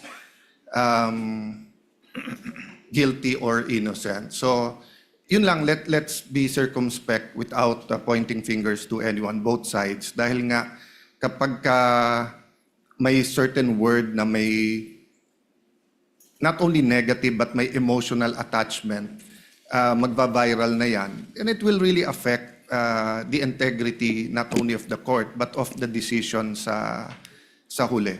Diba? So, I just like to agree with you and emphasize na, you know, in the future, if you say that nagkamali, let's not kid each other. No?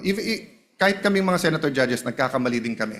Lalo pag nag-i-interview na or nagkaharap na yung vloggers or yung traditional media. But once masabi mo, it takes a life of its own, diba? Those words. So we have to really be more circumspect in choosing our words, Mr. I will President. allow Attorney May to comment before we proceed with other administrative matters. Yes, Attorney May? Well, Your Honor, we apologize if sometimes we get carried away by our zeal and our passion, Your Honor. But we at the prosecution, we just want to call a spade a spade.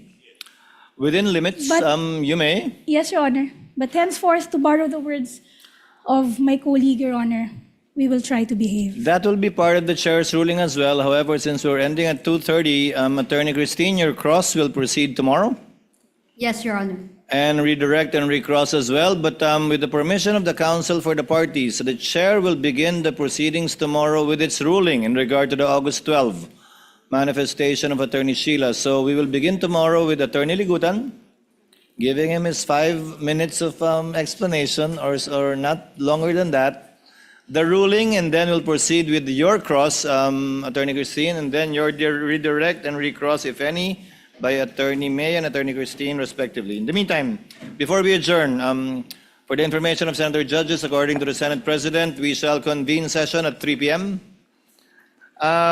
The court acknowledges the report of the Clerk of Court with respect to the comparison of the acknowledgement receipts and directs the Clerk of Court to furnish a copy of its findings, which the presiding officer initially mentioned last week, to the counsel for the parties as well as the senator judges.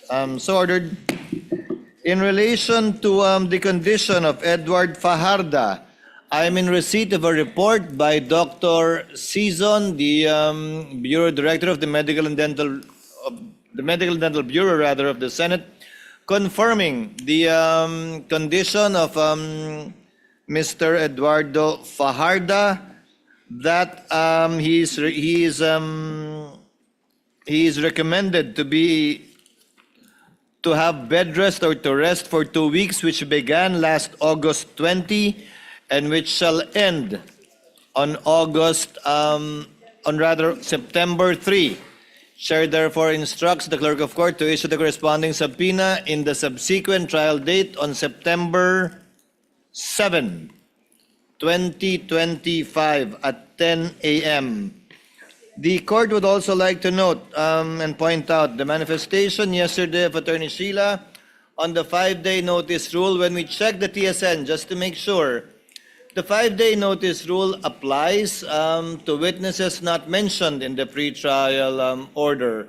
In regard to witnesses mentioned in the pretrial order, it will not apply, although as the chair already stated yesterday, you still have enough time, Attorney Sheila, because I think you will be able to cross Colonel, who's the first, would you know, Attorney May, who's the first witness, if ever, that you will call a Colonel? Colonel Boransing, Your Honor. If at all, the cross-examination of Colonel Boransing will happen on a Monday, so you still have more than enough time to prepare for your Tuesday, cross Your of the good Colonel. Then Tuesday, then more than enough time. Good Yes, Attorney afternoon. Sheila. Good afternoon, Your Honor. Good afternoon, ma'am. Your Honor, I would just like to return to the presiding officer's statement on the application of the 5-day ruling or schedule for the disclosure of the witness. If I may just be clarified, because as far as I recall, this 5-day ruling was a product of the proposal and counter-proposal between the prosecution and defense during the pretrial stage. In fact, when the prosecution submitted its proposal, its written proposal, the initial proposal by the prosecution was only for a 3-day prior period to disclose the witnesses. But we counter-proposed that parties be allowed at least 5 days so that each party may be given ample time to prepare for the examination of the witnesses. And so I'm partly confused, Your Honor, as to the statement that the 5-day rule only applies as to the witnesses who were not disclosed in the pretrial order. When we checked, counsel, that was the ruling on the chair. In fact, twice. In fact, however, having said that, this situation is unique, as pointed out by the lead prosecutor yesterday, because their intended witness is unavailable because of an ailment, and that they had to fill in with a new witness who is in the pretrial order. And given the amount of time being spent on the witnesses and the interjection of judges, in any case, you will still have your 5 days, in fact, more than 5 days, Attorney Sheila, for this witness. Yes, and Your- the presiding officer will be conscious of the fact that as much as possible, the witnesses for the following week should be announced by the lead prosecutor on a Wednesday the week before. Okay. To afford ample time for both sides to prepare, even when it comes, when your time comes, Attorney Sheila, to Yes, present your Honor. evidence in chief. I understand, Your Honor, but if I may just be allowed also to explain Yes, ma'am. further my concern. My concern is that if this is the new rule moving forward, that it would seem to me that there would be no more period or prior period to be observed in relation to the disclosure of witnesses for the following days or hearing dates, then that would be a concern, not only for the defense, but also for the prosecution when the time comes for the defense to present its witnesses. And so, and also, I recall that at the start of this trial, the court made it clear that, as the presiding officer had said, the parties must disclose their intended witnesses for the next week at the end of the hearing Yes. scheduled for the week prior. And so, even if I do not want to dispute what the presiding officer had said regarding the TSN or the records about this ruling, but just so parties are guided, may we now ask if the 5-day prior rule will still govern the proceeding moving forward. As a Your Honor. rule, subsequent witnesses for the following week should be announced in open court the Wednesday of the previous week. Okay, So kung Your sino man po yung mga testigo, sa darating na linggo, Lunes hanggang Martes, Miyerkules, dapat sabihin na sa huling araw ng paglilitis ng linggo bago yung susunod na linggo. Maliban na lang, ulitin ko, kapag may pagkakataon tulad ngayon na medyo kakaiba naman, para hindi masayang yung oras at panahon ng husgado, kakaintay sa testigong hindi maganda ang karamdaman. So as a rule, counsel, yes, and we will make sure to afford time. And if you cannot, if you need more time, the court will be lenient in order to provide adequate time to prepare in fairness for both parties, not only the counsel for respondent. All right, Your Your Honor, Honor, we please. submit with that clarification. Thank you. Your Yes, Just for purposes of Honorable Ministro? clarity, Your Honor.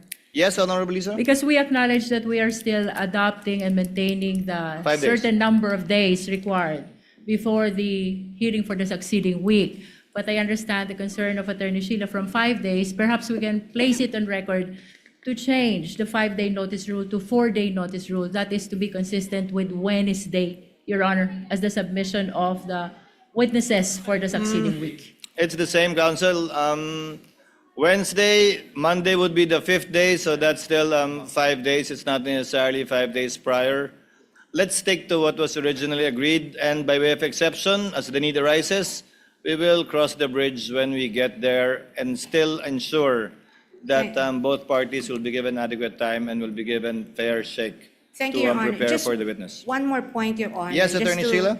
avoid any ambiguity, may we also request a disclosure be made via email, Your Honor, so that the disclosure be received by the other party in a timely Via manner. email Thank you. before the trial on Wednesday, Because on a Wednesday, we'll hear it anyway. We're Attorney okay Sheila. at the end of the trial day on Wednesday, Your Honor. But we'll hear it anyway in open court. Well, whether they do it in the morning or if they choose to do it after the hearing on Wednesday. Your And Honor. Thank you. one more thing, Honorable Luistro, Chair would like to remind the prosecution to kindly submit the proposed circumstances or stipulation, facts for stipulation and documents for stipulation at least a day before the witness is set to be presented, so that the counsel for respondent will have ample time to review, study it, and hopefully shorten the proceedings by stipulating to it. Same ruling applies to the counsel for respondents when their time comes to present their evidence in chief. We know the We instructions, Your submit, Your Honor. Honor. Thank you. What is the pleasure of Senator Judge Zubiri? Yes, thank you very much, Mr. President. Before we adjourn today's session, I'd just like to ask broad strokes, the timelines moving forward for the impeachment proceedings, because we're also entering the budget season. As a matter of fact, Monday to Wednesday, nandito na po tayo from 9 to, well, ako kasi majority leader po tayo, so I'm last to leave. So 9 to 8, nandito po ako, kasama na ibang mga kasamahan ko dito. Monday, Tuesday, Wednesday. Thursday is hearing of our committees. And we have only one day to have our committee hearings. And so we just like to be guided accordingly. Once the budget starts being discussed, all departments will be coming here. Thursday, Friday, Saturday siguro, abot tayo ng Saturday. So wala nang pahinga yung mga staff natin. I just want to know from the presiding officer, what is the plan? Are we going to take this all the way up to December? Because Burr months are fast approaching. I think in 2 weeks' time, Jose Marichan will be singing again in all the malls. Kidding aside, we just need to be guided accordingly for our legislative calendar as well, Mr. President, presiding officer. Just broad strokes, maybe from the prosecution. Do we know, are we going to finish this before the December break? Because we want to know if we're going to continue all the way till February on this topic, so that in the legislative calendar, we can also make adjustments. Meron po tayong legislative calendar that we approve both houses. So at least kami, also, if there's an impeachment calendar, then we can be guided accordingly, because the chairman of the Committee on Finance is heavily stressed out. Every time I see him, he doesn't know how we're going to have the hearings all together, Mr. President, Mr. Presiding Officer. Just some queries, administrative queries, so that we can move forward and make both the impeachment calendar and the legislative calendar work for these two proceedings, which is basically the impeachment and legislation, Mr. President. To respond to Senator Judge Zubiri, in broad strokes, the presiding officer is optimistic and hopeful that we will complete these proceedings before the end of the year. Second, we will be having a more specific schedule for the impeachment once our chair of the Committee on Finance comes up with his calendar for the deliberation on the budget. Given that that is the most important piece of legislation that the Senate as a legislative body is supposed to pass, we have to allocate enough time for that to ensure its passage before the end of the year, giving due consideration to the Bicameral Conference Committee as well as inputs coming from the House of Representatives through the GAB. So once that comes out, Senator Judge Zubiri, we can roughly give you a picture and idea with respect to the timeline and the schedule, and if we will shift, and if we will indeed shift, how and when. Also for the information of the parties. There be no other matters to take up and discuss. Again, tomorrow we shall have your first, the cross-examination of Mr. Ortonio. But before that, the comment of Attorney Ligutan, the ruling of the chair with respect to the August 12 manifestation of Attorney Sheila, and then redirect, recross, and intervention of the senator judges in relation to Mr. Ortonio, and if we still have enough time for the prosecution's next witness. There being no other points to take up, trial is hereby adjourned until tomorrow, August 26 at 10 a.m.